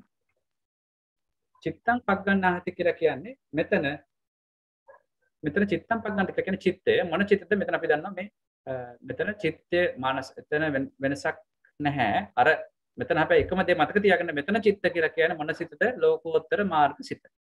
ඊළඟට අන්තිමට කියනවා සම්‍යක් ප්‍රදාන කවරේදයක් චෛතසික වීරණම මාර්ගාංග මාර්ග පරියාපන්නෝ සම්මව්‍යාම වීර සම්බෝධ්‍යංගයක් සම්‍යක් ප්‍රදාන කියලා බේ අවශේෂ ඔතන අන්තිමට එකක් කියනවා අවශේෂ ධර්මිය සම්‍යක් ප්‍රදාන සම්ප්‍රයුක්තයෝයි. ඒ කියන්නේ එතන කියනවා අවශේෂ ධර්ම. දැන් අපි දන්නවානේ දැන් මාර්ගසිත ගත්තාම අපි දන්නවානේ මාර්ගසිත ඵලසිත මාර්ගසිත ගමු ඉස්සලා මාර්ගසිත ගන්නවා අපි දන්නවා මාර්ගසිත චෛතසික 36ක් යෙදෙනවා. ඒ චෛතසික 36න් එකක් තමයි වීර්ය කියලා කියන්නේ. එතකොට තව චෛතසික 35ක් තියෙනවා. එතකොට ඒව තමයි මෙතන කියන්නේ අවශේෂ. මෙතන කියන්නේ අවශේෂ ධර්මය කියලා කියන්නේ මාර්ගසිත. දැන් මෙතන කියන්නේ මාර්ගසිත යෙදෙන වීර්ය චෛතසික කියන්නේ. ඒතර මේ කියන්නේ මාර්ගසිතයි ඊතුරු චෛතසික 35යි. අවශේෂ ධර්මය කියලා කියන්නේ ඒක. හරි. මම හිතන පැහැදිලි ඇති කියලා. ඊළඟ අපි යන් 496 වෙනි එකට. එතනදී කියන්නේ පළවෙනි එකදී අපි පැහැදිලි කරේ නූපන් අකුසල නූපදීම් පිණිස. පහළ වෙන වීර්ය චෛතසිකයේ මොකේද? මාර්ගසිතේ. දැන් අපි කියන්නේ ඊළඟ දෙවෙනි ප්‍රධාන වීර්යය. ඒකෙදි පැහැදිලි කරනවා මේ සස්නේ මහානතමේ යම් කලක දෘෂ්ටිගතයන්ගේ ප්‍රහාණය පිණිස ප්‍රථම භූමියට පැමිණීම පිණිස ওই විදිහට කියාගෙන ඇවිල්ලා අන්තිමටම කියනවා දුක්ඛ ප්‍රතිපත්ති ඇති දණ්ඩා විද්‍යාව ප්‍රථම ධ්‍යානට පැමිණ වෙසේද එසමයෙහි අන්න ඔතනින් තමයි කැඩෙන්නේ. එසමයෙහි උපන් ලාමක අකුසල ධර්මයන්ගේ ප්‍රහාණය පිණිස කුසල ඡන්දය උපදවයිද වෑයම් කරයිද වැරාරබයිද සිත නගස ප්‍රදාන වීර්ය කරේද අන්න එතකොට ඒක දැන් ඔබතුමිල්ල මතක ඇති මම මතක් කරලා දෙන්නම් අර සතිපට්ඨාන විත්කේදී අපි මතක් කරා ක්‍රම හතරකින් පුළුවන් කියලා එන්න නිවන කියන නගරයට එන්න පුළුවන් කියලා කායේ කායනුපස්සනා චිත්තේ චිත්ත වේදනා වේදනානුපස්සනා එහෙම කියලා. ඒ වගේ මෙතනදී හතර ආකාරයකට ඇවිල්ලා දැන් මෙතනදී මේ කියන්නේ මොන ක්‍රමයකටද මෙතනදී වීර්ය වඩලා ඇවිල්ලා තියෙන්නේ උපන්නා කුසල අකුසල උපන්නා කුසල ධර්මයන්ගේ ප්‍රහාණය පිණිස කියන එකෙන් ඇවිල්ලා තමයි මේ ඇවිල්ලා තියෙන්නේ මේ ලෝකෝත්තර මාර්ගසිත. අනිත් ඒවායි කිසිම වෙනසක් නැහැ කියවුවොත් අපිට තේරෙයි ඒකම තමයි නැවත නැවත කියලා තියෙන්නේ කියලා. ඊළඟට අපි යන් 497ට ඒකේ කියන්නේ තුන්වෙනි සම්‍යක් ප්‍රදානය. ඒක කියනවා කිසෙයින් මහන කියලා පටන් අරගෙන ඒකේ උත්තරේ තියෙනවා මෙසස්නේ මහන තෙමේ දෘෂ්ටිගතනගේ ප්‍රහාණය පිණිස ප්‍රථම භූමියට පැමිණීම පිණිස නෛර්යානිකව අපචේගාමී කියලා අර ලෝකෝත්තර මාර්ගසිතම කියලා එසමහේ නූපන් කුසල ධර්මයන්ගේ උත්පාදේ පිණිස කුසල ඡන්දේ උපදවයි කියලා අර තුන්වෙනි සම්‍යක් ප්‍රදානය කියනවා.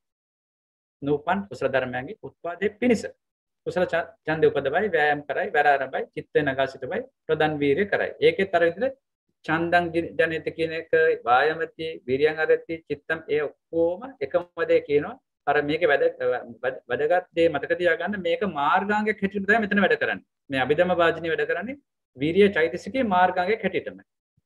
අන්තිමට එන 498ට 498 එකේ තියෙන හතරවෙනි ප්‍රධාන වීර්ය කෙසේ දෙයක් කියලා එතනත් ලෝකෝත්තර සිත කියලා අන්තිමට කියනවා එසමහේ. මෙන්න මේ තැන් පොඩ්ඩක් මා කරගත්තම ඔබතුමිලා හරි පහසුයි. එසමහේ කියලා කියන්නේ ඒ මොහොතේදී ඒ චිත්තක්ෂණයේදී උපන් කුසල ධර්මයන්ගේ සිටීම පිණිස නොනැසීම පිණිස පුන පුනා ඉදීම පිණිස විපුල බව පිණිස වැඩිම පිණිස කුසචන්දේ පොදවයි වෑයම් කරයි වැරාම්පයි සිතනගස්වයි ප්‍රදන් වීර්ය කරයි. එසමහේ කියලා එකම තියාගන්න. එතකොට එතනින් අපි ඉවර කළා. දැන් ඒකේ මෙන්න මේ තිතියා කියන වචනේ පැහැදිලි කරලා තියෙනවා 498 තිතියා කියලා කියන්නේ තිතියා කියන වචනේ සිංහල ඒ තියෙනවා මම කලින් පැහැදිලි කරා තා පළට ඊළඟ පිටුවේ ඊළඟ 377 වෙනි අන්න ඊළඟ අන්නරේ 377 වෙනි පිටුවේ තා පොඩක් පළට යනවා.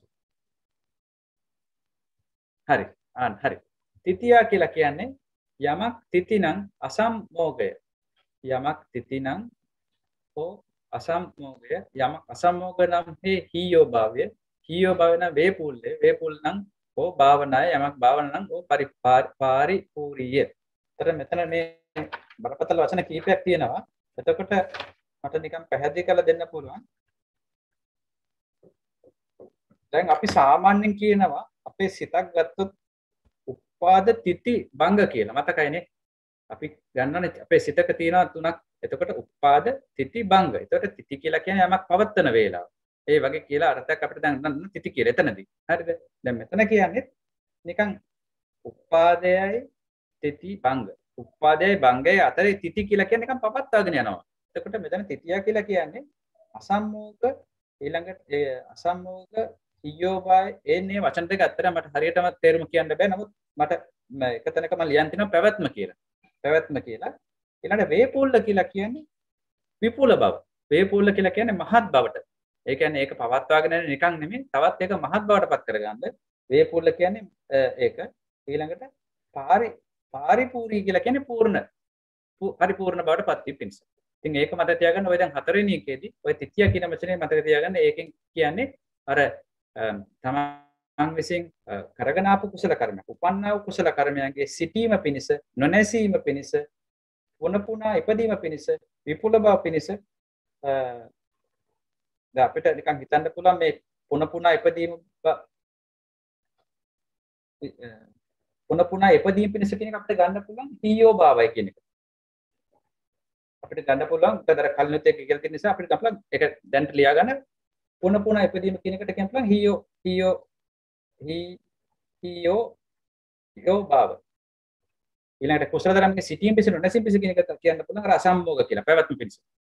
ඔය විදිහට ඒ වචන තමයි එතන අලුත් වචනයකට තියෙන්නේ. අනිත් ඔක්කොම චන්දං ජනේති වායමති විරියං අරයති ඔක්කොම අර කලින් පැහැදිලි කරපු ආකාරයට තමයි. එතකොට අපි දැන් එතනින් අවසන් කරනවා අභිධම්ම වාජනීය.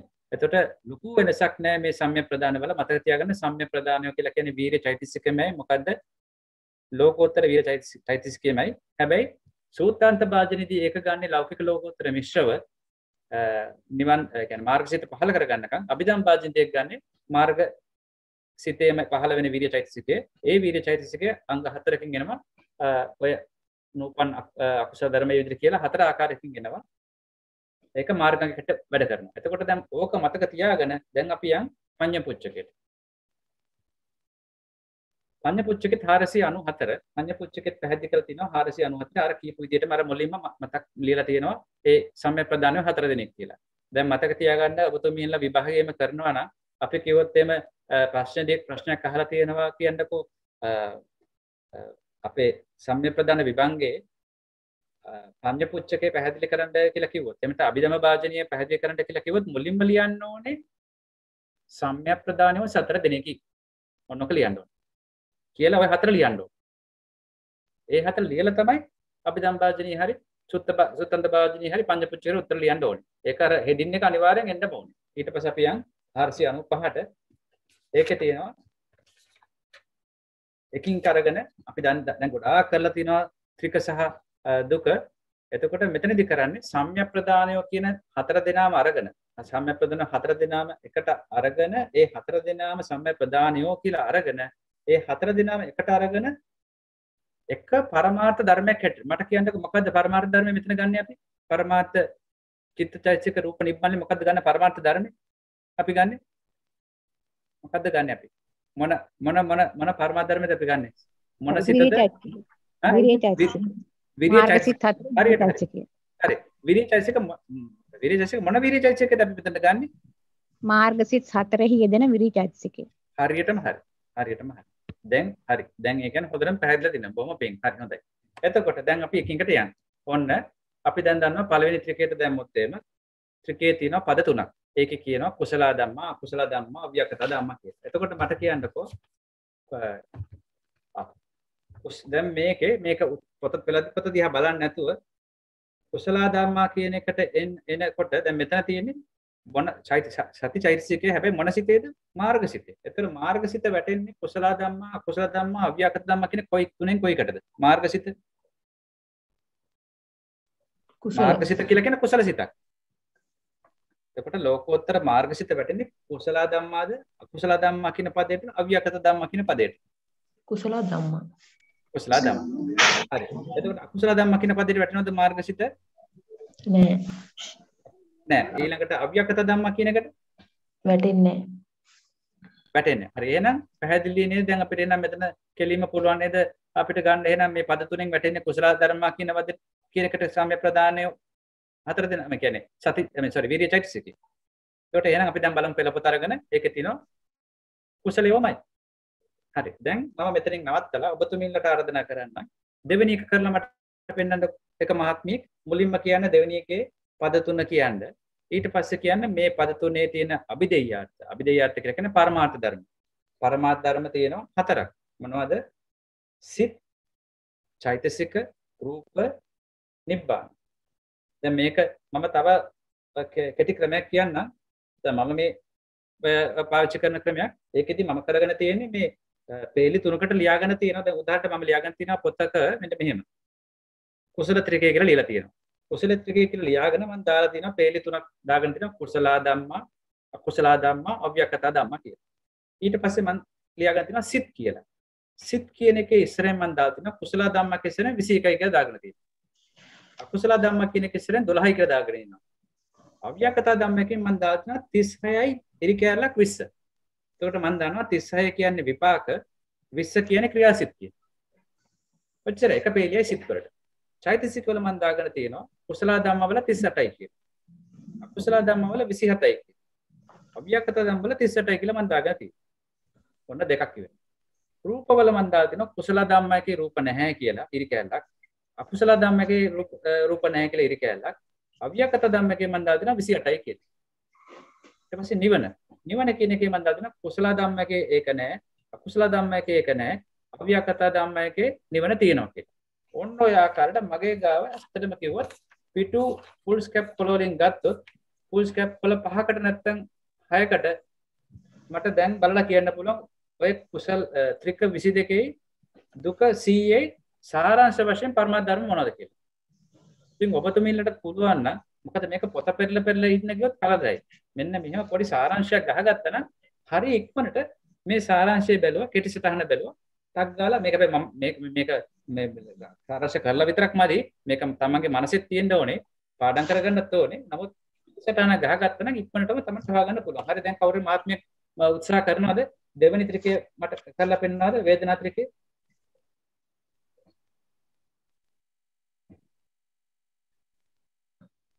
ඉස්සෙල්ලා අපි දෙයට කවුරු මාත්මිය කියනවද? දෙවෙනි එක සමන් කියන්නද? කියන්න ඕන. ඔබතුමී කියන්න.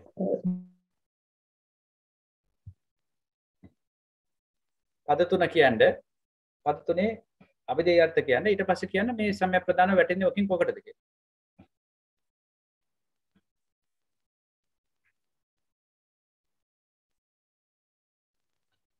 එහෙම ඇති නේද සර්? කියන්න. ඊළඟට දුක්ඛ වේදනා සම්ප්‍රිත ධම්මයිකී අභිධේයාර්ථ දුක්ඛ සාගත සිත් 3යි චෛතසික 21යි. ඊළඟට අදුක්ඛම සුඛ වේදනා සම්ප්‍රිත ධම්මයිකී අභිධේයාර්ථ උපේක්ෂා සාගත සිත් 55යි චෛතසික 46යි. හරි. එතකොට දැන් කියන්නේ උත්තරේ. එතකොට සුඛ වේදනා සම්ප්‍රිත ධම්මයිකී සුඛ සාගත සිත් 63 කිව්වම එතන ලෝකෝත්තර සිත් තියෙනවා. ඉතින් ඒ නිසා ඒක සුඛ වේදනා මාර්ග සිත් තියෙන නිසා සතර මාර්ග සිත් තියෙන නිසා එතන සතර මාර්ග සිත් සහ ඒහා යෙදෙන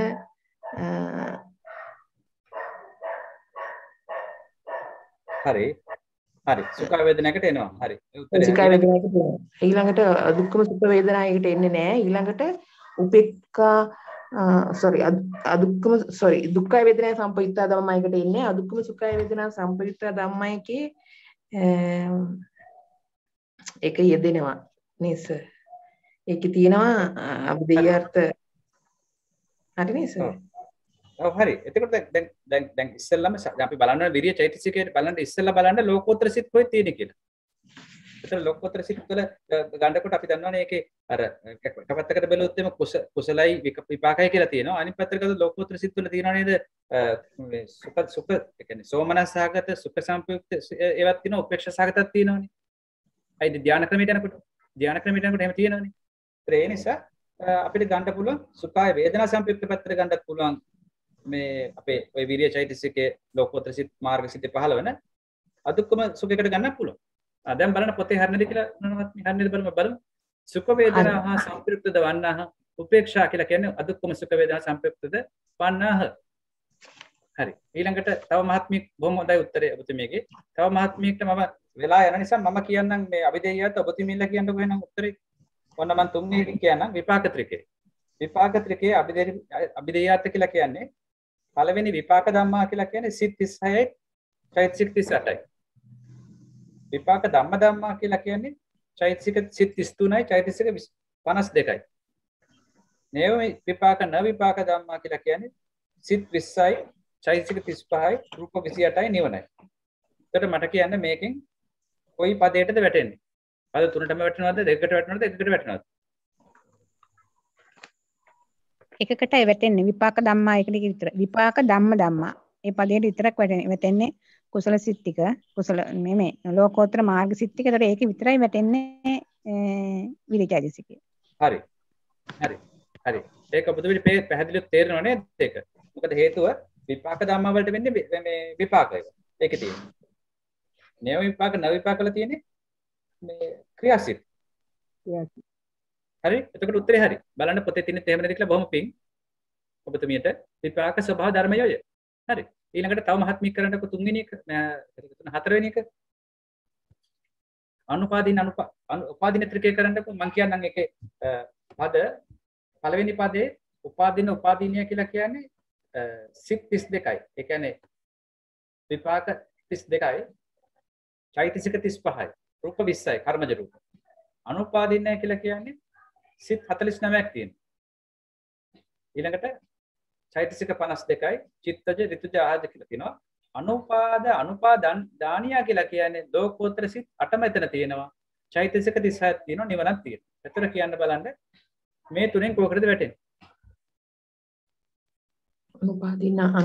අනුපාදාන ධම්මා කියන එක. ලෝකෝත්තර මහත්මිය ඒකට හේතු ලෝකෝත්තර සිත් 8ම තියෙනවනේ එතන. ඉතින් අපිට අවශ්‍ය කරන 8ම ඕනේ 4යි ඕනේ.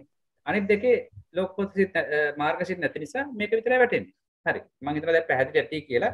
අපි දැන් යමු එහෙමනම් අන්තිම ත්‍රික වලින් අන්තිම එකට යන් අපි සනිදස්සන ත්‍රිකය. සනිදස්සන ත්‍රිකයට බලමු අපි. සනිදස්සන ත්‍රිකයේ පළවෙනි පදයේ එන්නේ සනිදස්සන සප්පටිගා ධම්මා. ඒකට එන්නේ පළවෙනි පදයට එන්නේ වර්ණ රූපේ පමණයි. ඊළඟට අනිදස්සන සප්පටිගා කියන එකේ එන්නේ ඕලාරික රූප 11යි. ඊළඟට අනිදස්සන අප්පටිගා ධම්ම වලට එනවා සිත් 89යි. චෛතසික 52යි. රූප 10 සුකුම රූප 16යි නිවනයි. එතකොට මට කියන්න ඒකට අනුව පළවෙනි දෙකේම තියෙන රූප. තුන්වෙනි එකේ තමයි තියෙන්නේ සිත් සහ චෛතසික සහ සුකුම රූප සහ නිවන. මට කියන්න මේ එතකොට මේ ලෝකෝත්තර මාර්ග සිතේ යෙදෙන්නා වූ විරිය චෛතසිකය වැටෙන්නේ මොන මේ තුනෙන් කොයිකට? අනිදස්සන අපටිගා හරි. මම හිතනවා ඔය උත්තර දෙන මහත්මීන් දෙන්නට වගේම අනිත් මහත්මින්ට පැහැදිලි ඇති කියලා. හරි. ඔබතුමීගේ උත්තරේ හරි. හරි. දැන් අපි යන් ඊළඟට 502 පළවෙනි දුකේ අපි බලමු. පළවෙනි දුකේ තියෙන්නේ හේතු දුකය. හේතු දුකේ තියෙනවා වචන දෙකක්. හේතු ධම්මා න හේතු ධම්මා. එතකොට හේතු ධම්මා කියන එකට වැටෙන්නේ චෛතසික 3ක් විතරයි. චෛතසික 6ක් විතරයි සමවෙන්න. චෛතසික 6 මොනවද? හේතු 6 මොනවද? ලෝභ, ද්වේෂ, මෝහ, අලෝභ, දෝෂ, අමෝහ. න හේතු ධම්මා වලට එනවා සිත් 89යි, චෛතසික 46යි, රූප 28යි නිවන. එතකොට දැන් බලන්න ටක් ගාලා ඉස්සෙල්ලාම බලන්න ලෝකෝත්තර සිත කොහෙද ඉන්නේ කියලා. ඊට පස්සේ ලෝකෝත්තර සිත බලලා ඒ සිතේ තියෙන එපෙම තමයි ගන්න ඕනේ. සිතුයි චෛතසිකය වෙන් කළා තිබ්බොත් සිත් විතරක් මේ චෛතසික විතරක් ගන්න. විරි චෛතසික විතරක් ගන්න. ඒ දෙක වෙන් කළා තිබ්බොත්. නැත්නම් බලන්න ඉස්සෙල්ලාම මේකේ කොහෙද තියෙන්නේ කියලා බලලා දැන් පට බලලා කියන්නකෝ. හේතු වෙනවද? හේතු වලට වැටෙනවද ඔය ලෝභ, ද්වේෂ, මෝහ, අලෝභ, දෝෂ, අමෝහ වලට වැටෙනවද ඔය විරි චෛතසිකේ? වැටෙන්නේ නැහැ. හරි. එහෙනම් කොයි පැත්තටද වැටෙන්නේ? න හේතු ධම්මා එකට. න හේතු ධම්මා. හරි. හේතු නොහේතු කියන එකටයි වැටෙන්නේ. හරි. ඊළඟට අපි දෙවෙනි දුකේට යන්. දෙවෙනි දුකේ පද දෙක එන්නේ සහේතු කියලා කියන්නේ සිත් 71යි චෛතසික 52යි.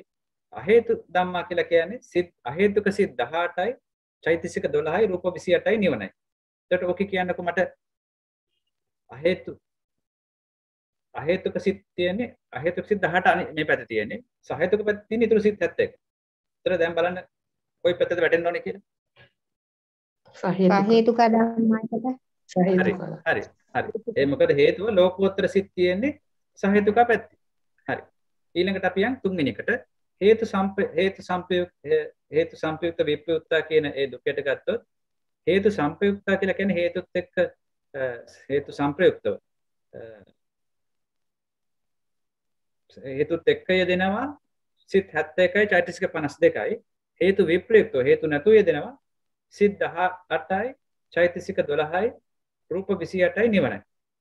එතකොට ඒකේ හේතු සංප්‍රයුක්තද හේතු විප්‍රයුක්තද? හේතු සංපයුක්තයි. සංපයුක්ත හරි. හේතු සංපයුක්ත ධම්මා එකටයි තිබුණේ. හරි හොඳයි. ඊළඟට අපි යමු.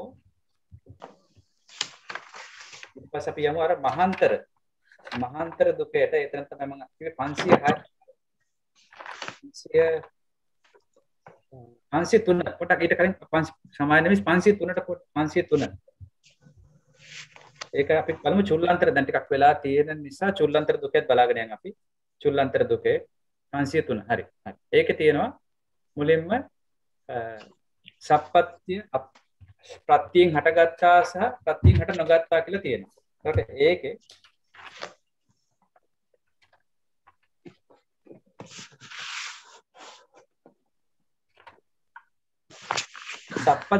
සප්පච්චය කියන එකේ එන්නේ අභිදේය සිත් 89යි චෛතසික 52යි රූප 28යි.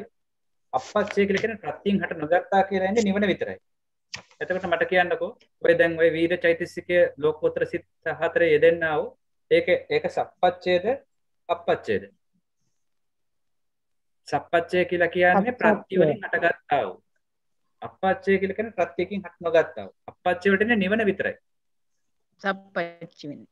සප්පච්චය. සප්පච්චය වලට නෙවෙයි. හරි. ඊළඟට දෙවෙනි එක ඒ වගේමයි සංකත අසංකත. සංකත අසංකත ගත්තොත් සංකත කියලා කියන්නේ අර ඒ විදිහටම සංකත හේතුන්ගෙන් හටන් ගත්ත නැති ඒකේ හේතුන්ගෙන් හටගත්ත කියලා කියන සංකත. ඊළඟට අර විදිහටමයි අසංකත එක කියන්නේ හේතුන්ගෙන් හටගත් නැති. එතන ඉන්නේ නිවන. නිවන විතරයි අසංකත. ඒතර ඒකෙත් සංකතද අසංකත දෙකට ඔකට වැටෙන්නේ සංකත ධම්මා. හරි.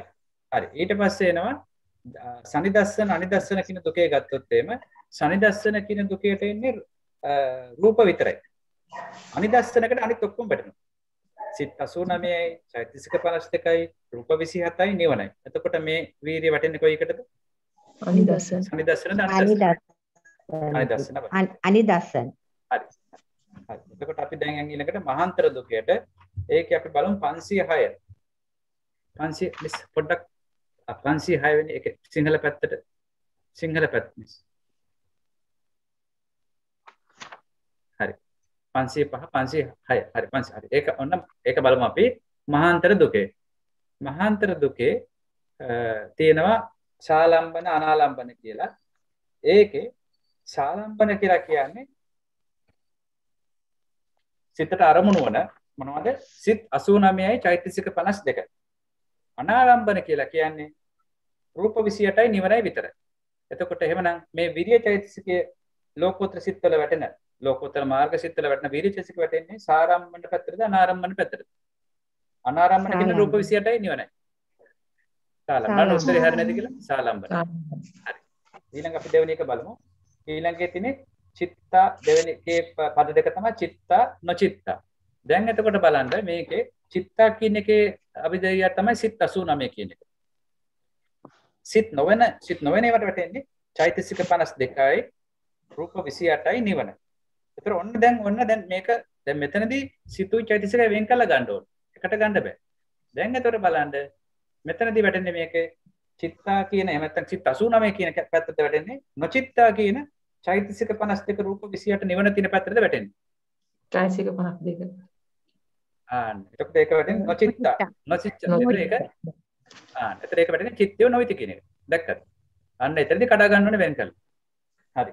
ඊළඟට ඊළඟ එකේ ගත්තොත් ඊළඟ දුකේ චෛතසික අචෛතසික කියලා කියනවා. ඒ දුකේදී චෛතසික පැත්තටදී චෛතසික 52 පමණයි. අචෛතසික පැත්තට තියෙනවා සිත් 89යි රූප 28යි නිවනයි තුනම. එතකොට ඒකේ මොකටද වැටෙන්නේ? මේ විරිය චෛතසිකේ වැටෙන්නේ මාර්ග සිත්වල උනාට වැටෙන්නේ චෛතසික අචෛතසික වලටද? චෛතසික වලට වැටෙන්නේ. හරි. එතකොට ඒක පැහැදිලි. මම හිතනවා දැන් ඒක හොඳට පැහැදිලි. දැන් අපි යන් අවසාන පිටි දුකයට යන්. පිටි දුකේ අපි ගමු මැද හරිය ඉඳලා පටන් ගමු. කාමාවචර කියන තැන ඉඳලා පටන් ගමු.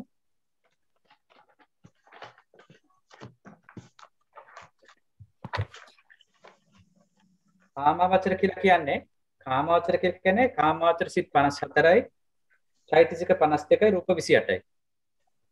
කාමාවචර කියලා කියන්නේ ඒ 54 අයින් කරලා මහග්ගත සිතුයි ලෝකෝත්තර සිතුයි එක්ක සිත් 35යි චෛතසික 38යි නිවනයි. එතකොට මේක වැටෙන්නේ මොකටද? කාමාවචර. ඊළඟට අපි ගමු රූපාවචරයකට. රූපාවචර පැත්තට වැටෙන්නේ රූපාවචර ධම්මා කියන්නේ සිත් රූපාවචර සිත් 15යි චෛතසික 35යි. නරූපාවචර කියලා කියන්නේ ඒ රූපාවචර සිත් 15 ඇරලා ඉතුරු කාමාවචර අරූපාවචර ලෝකෝත්තර සිත් එකතු වෙලා 74යි චෛතසික 52යි රූප 28යි නිවනයි. එතකොට මේක වැටෙන්නේ කොයි පැත්තටද? මේ වීර්ය චෛතසිකේ නරූපාවචර. හරි. ඊළඟට අරූපාවචරක ගත්තොත් ඒත් එහෙමයි. අරූපාවචර කියලා කියන්නේ සිත් 12යි චෛතසික 30යි. ඒ කියන්නේ අරූපාවචර සිත් විතර එතන ගන්නෙ. අරූපාවචර කියලා කියන්නේ ඒක ඇරලා ඉතිරි සිත් ඒ කියන්නේ කාමාවචර රූපාවචර ලෝකෝත්තර සිත් 77යි චෛතසික 52යි රූප 28යි නිවනයි. එතකොට මොකටද වැටෙන්නේ? අරූපාවචර. ඔව් අරූපාවචර. හරි අරූපාවචර 9 කියන එකට වැටෙන්නේ. හරි. ඊළඟ එකට ගත්තොත් පරියාපන්න අපරියාපන්න කියලා ගත්තොත් එහෙම පරියාපන්න කියලා කියන්නේ අපේ සංසාරේ යනවා කියන එක. ඒ පරියාපන්න වලට වැටෙන්නේ සිත් 81යි. ඒ කියන්නේ ලෞකික සිත් 81යි චෛතසික 52යි රූප 28යි. අපරියාපන්න කියලා කියන්නේ චෛතසික සිත් ලෝකෝත්තර සිත් 8යි ලෝකෝත්තර සිත් 8යි චෛතසික 6යි නිවනයි. හරි. එතකොට මට කියන්න මේක වැටෙන්නේ කොයි පැත්තටද කියලා? අපරියාපන්න. පරියාපන්නද අපරියාපන්න. හරි. ඊළඟට නිර්යාණික අනෛර්යාණික කියලා ගත්තොත් එimhe නිර්යාණික කියලා කියන්නේ නිවන අරමුණු කරන පැත්තට වැටෙන්නේ මාර්ගසිත 4යි චෛතසික 36යි. අනෛර්යාණික කියලා කියන්නේ ඒ මාර්ගසිත 4 ඇරලා සිත් 85යි චෛතසික 52යි රූප 28යි නිවනයි. නෛර්යානිකද? නෛර්යානික පැත්ත විතරයි. දැන් ඔබතුමියන්ලට ඔන්න ඔය නෛර්යානික කියන එකයි නියත කියන එකයි අපි තව මොහොතකින් බලමු. අනිත් එකෙත් එක්ක බලලා අපි මේ සතිපට්ඨානෙත් එක්ක බලමු. ඊළඟට නියත කියන එකට වැටෙන්නේ මාර්ගසිත 4 එනවා. ඊළඟට ඒකේ තව එනවා අර ආනන්තරී පාප කර්ම කරනකොට එන 7 වන ජවනයයි. ඊළඟට ඒ සිත්වල 7 වන ජවනය එනවා. ඒ කියන්නේ ආනන්තරී පාප කර්ම කරන්නේ ගොඩක් වෙලාවට ද්වේෂ සිත් වලින්. ඒ කරනකොට එනවා මේ ද්වේෂ සිත් වල 7 වන ජවනය. ඒ ජවනෙන් 4ක් නැතු ඒක නියතයි. කෙලින්ම 4 අපායි ආනන්තරී පාප කර්මයක් කරොත්. ඊළඟට නියත මිත්‍යා දෘෂ්ටිය. ඒක එන්නේ ලෝභසිතකින්. එතකොට ditthi සහගත ලෝභසිතකින්. එතකොට ඒ වගේ 7 වන ජවනයයි මාර්ගසිත 4යි තමයි මේකේ තියෙන අභිදේයර්ථ වෙන්නේ. ඊළඟට චෛතසික 21ක් එනවා. ඊළඟට අනියතා පැත්තට එනවා. මාර්ගසිත 4 ඇරලා චෛතසික 35 සිත් 85යි චෛතසික 52යි රූප 28යි නිවනයි. ඒතර මේකේ මට කියන මාර්ගසිත 4 තියෙන නිසා මේකේ මේ මට කියන්න බලන්න මේකේ කොයි පැත්තද නියතද අනියතද?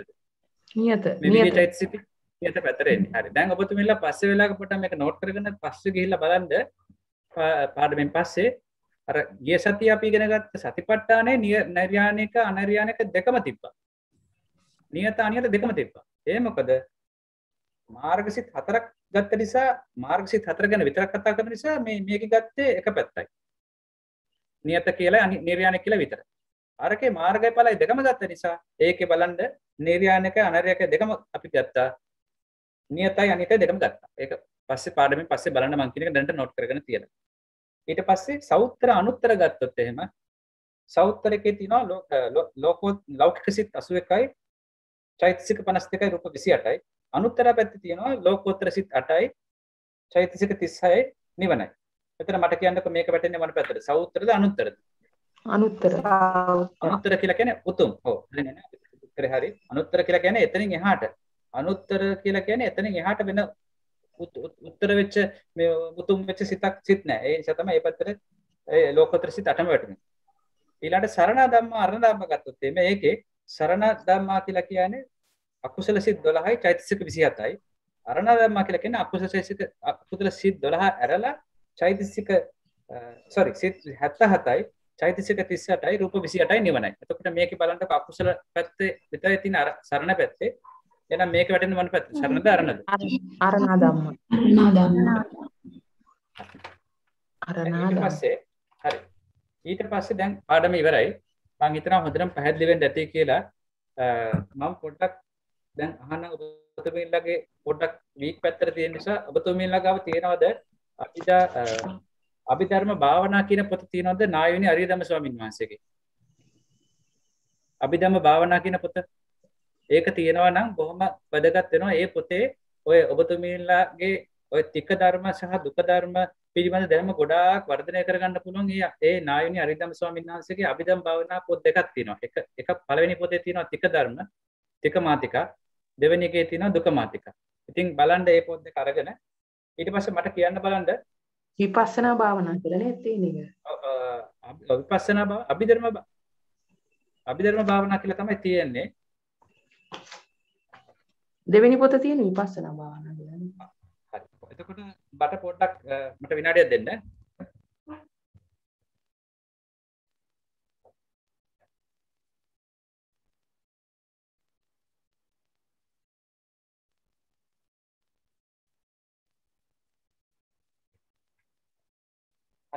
සම වෙන්න. ඔබතුමී හරි. පළවෙනි පොත තියෙන්නේ අභිධර්ම භාවනා කියලා පළවෙනි කොටස, දෙවෙනි කොටස තියෙන්නේ විපස්සනා භාවනා කියලා. හරි. ඔබතුමී හරි. එතකොට මේ පොත හොඳට පරිහරණය කරන්න මට කියන්න බලන්න මේ දුක 100 ගොච්චක කීයකට වෙන් වෙනවද? ඕක වෙන් කරලා ගත්තා නම් හරි පහසු ඉගෙන ගන්න. ගොච්චක කියන්නේ කොටස් කීයකට මේ ඕක කොටස් වෙනවා 13කට. ඒක මතක තියාගන්න. දැන් ඕක ගන්නකොට අපිට ඕකේ තියෙනවා ගොච්චක කියලා නමින් තියෙනවා හේතු ගොච්චකේ වුණ එක ගොච්චකයක්. ඊළඟට එනවා ආසව මේවා එක වගේ ඒවා. ආසව සංයෝජන ග්‍රන්ථ ඕග යෝග නීවරණ පරාමාස. ඊළඟට උපාදින්න කෙලෙස. ඒ ඔක්කොම ගොච්චක වශයෙන් යන්නේ. දුක තියෙනවා 3ක්. චුල්ලාන්තර දුකයයි, මහාන්තර දුකයයි, පිටි දුකයයි. ඔන්න ඔක සමරයිස් කරලා ලියාගත්තා නම් ඔබතුමියලා ඒ එකක් දෙයක්.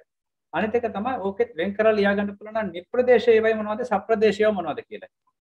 නිප්‍රදේශ කියලා කියන්නේ සියලුම පරමාර්ථ ධර්ම එනවා. සප්‍රදේශ කියලා කියන්නේ සියලුම පරමාර්ථ ධර්ම එන්නේ නැහැ. දැන් උදාහරණයක් ගත්තොත් නිප්‍රදේශ තියෙනවා අර 100ක් දුක 100න් 69ක් නිප්‍රදේශයි. සප්‍රදේශයි 31ක්. ඊට පස්සේ තේරුම් ගන්න ආසව කියන්නේ මොනවද? ආසව වලට වැටෙන්නේ මොනවද? දැන් ආසව වලට එන්නේ කාමාසව, භවආසව, දික්ඨාසව, අවිජ්ජාසව කියලා 4ක් තිබ්බට එතන එන්නේ ලෝභය කියන චෛතසිකයයි, දික්ඨිය කියන චෛතසිකයයි, මෝහය කියන චෛතසිකයයි විතරයි. මොකද කාමයයි භවයයි දෙකම ගන්නේ ලෝභ වලට. සංයෝජන ගත්තොත් 8ක් තියෙනවා. ග්‍රන්ථ වලට තියෙනවා ලෝභ, දෝෂ, දික්ඨි 3ක්. ඕග වලටත් එහෙමයි, යෝග වලටත් එහෙමයි. ඒක මත තියාගන්න. ග්‍රන්ථ, ඕග, යෝග 3 එක වගේ යන්නේ. නීවරණ තියෙනවා 8ක්. පරාමාස තියෙනවා 1ක්. දිට්ඨි චෛතසික විතරයි පරාමාස වල එන්නේ. උපාදින්න වල 2ක් තියෙනවා. ලෝභයයි දිට්ඨියයි. කිලෙස වල තියෙනවා 10ක්. ඔන්න ඔය ආකාරයට මේ පොත අරගෙන මේක සමරයිස් කරගන්න පුළුවන් නම් ඔප්ටිමල්ට බොහොම පහසුවෙන් මේ දුක ඉගෙන ගන්න පුළුවන්. ඊළඟට ත්‍රික ගැන කියන්න තියෙන්නේ ත්‍රික තියෙනවා ඔක්කොම 22ක්. ඔය ත්‍රික 22ත් අපිට පුළුවන් නම් පහ ඉගෙන ගන්න. ඒ කියන්නේ මුලින්ම ඉගෙන ගන්නවා අපි කුසල ත්‍රිකය, වේදනා ත්‍රිකය, විපාක ත්‍රිකය, උපාදීන ත්‍රිකය, සංකීර්ණ ත්‍රිකය කියලා ඔන්න ඒ පහ පාඩම් කරගන්න. ඊට පස්සේ ගන්නවා විතර්ක, ප්‍රීති, දස්සන, විතක්ක, ප්‍රීති, දස්සන හේතු, ආචේගාමී කියලා ඔන්න පහක් පාඩම් කරගන්න. ඔන්න ඔය විදිහට පහේව තුනකුයි. පහේ කොටස් වලින් තුනකුයි ඊළඟ අවසාන කොටස ගන්නවා 7ක් කියලා. අවසාන කොටස හරි පහසුයි. මොකද අවසාන කොටස එක වගේම එන්නේ. දැන් උදාහරණයක් ගත්තොත් එහෙනම් අවසාන කොටසේ තියෙන ඒකේ එනවා අතීත ත්‍රිකය, ඊට පස්සේ අතීතා රම්මන ත්‍රිකය කියලා එනවා. ආයෙ එනවා අජ්ජත ත්‍රිකය, අජ්ජත්තා රම්මන ත්‍රිකය කියලා. ඔන්න ওই විදිහට දෙක වගේ ඩුප්ලිකේට් ලයින් වයි ඒ ත්‍රිකවල. ඔන්න ওই විදිහට ඉස්සෙල්ලා 5ක් පාඩම් කරගන්නවා. ඊට පස්සේ 10ක් පාඩම් කරගන්නවා. 15ක් පාඩම් කරගන්නවා. ඊට පස්සේ අන්තිම 7 පාඩම් කරලා 22ක් පාඩම් කරගන්නවා. ඔන්න ওই විදිහට ත්‍රික ධර්මයි දුක ධර්මයි වෙන් කරලා ගත්තනම් ඔක ලියලා පාඩම් කරගත්තා නම් මම හිතන්නේ ඔය අභිදේයාර්ථ ඉගෙන ගන්නවා කියන කෙච්චර පහසු වෙන්නේ නැහැ. මම හිතනවා මම දුන්නේ අදහසක් ඒ උතුමිලට ඔය දුක ධර්ම ත්‍රික ධර්ම ඉගෙන ගන්න. මහත්මයා තෙරුවන් සරණයි. ඔබතුමාගේ මේ කතාව හරියටම හරි මොකද දන්නවද? මේ දෙවෙනි අවුරුද්දේදී ත්‍රික දුක ධර්ම ඉගෙන ගත්තාම ඉවරයි කියලා හිතුවා නම් ඒක මිත්‍යාවක්. මේ බලන්න විභංග ප්‍රකරණයේදී ත්‍රික දුක ධර්ම අවශ්‍ය විදිහ. ඊට පස්සේ ධාතු කතා ප්‍රකරණයට යනකොට ත්‍රික දුක ධර්ම මේ වගේම ත්‍රික දුක ධර්ම ඕන වෙනවා. ඊට පස්සේ යමක ප්‍රකරණයට යනකොට ත්‍රික දුක ධර්ම මේ වගේම ඕන වෙනවා. හැම තැනම ත්‍රික දුක ධර්ම තමයි අවශ්‍ය වෙන්නේ කට්ටාන ප්‍රකරණයට යන කල්ම. ඒ කියන්නේ මුළු සප්ත ප්‍රකරණයටම යන්නේ ත්‍රික දුක ධර්ම වල ඒ ධර්ම ස්වභාවයන් තමයි ඉගෙන ගන්න. ඊටාම හොඳයි මේ රසිල් මහත්මයා ඒකේ වැදගත්කම පෙන්වුම් කිරීම. මොකද මේ වගේ අභිදේයාර්ථ අපිට නිකන් කට පාඩමින් පේනවා ටික මේ ධාතු කතා හැම කරනකොට. ඉතින් මේක ඊටාම වැදගත්. තෙරුවන් සරණයි. හොඳයි සර්, බොහොම පිං සර්. තෙරුවන් සරණයි. ඉතින් එහෙමනම් අවසන් කරන්න වෙන්නේ. හොඳයි.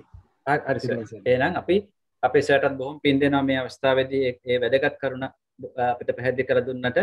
එහෙමනම් අපි මේ අද පන්ති අවසන් කරමු.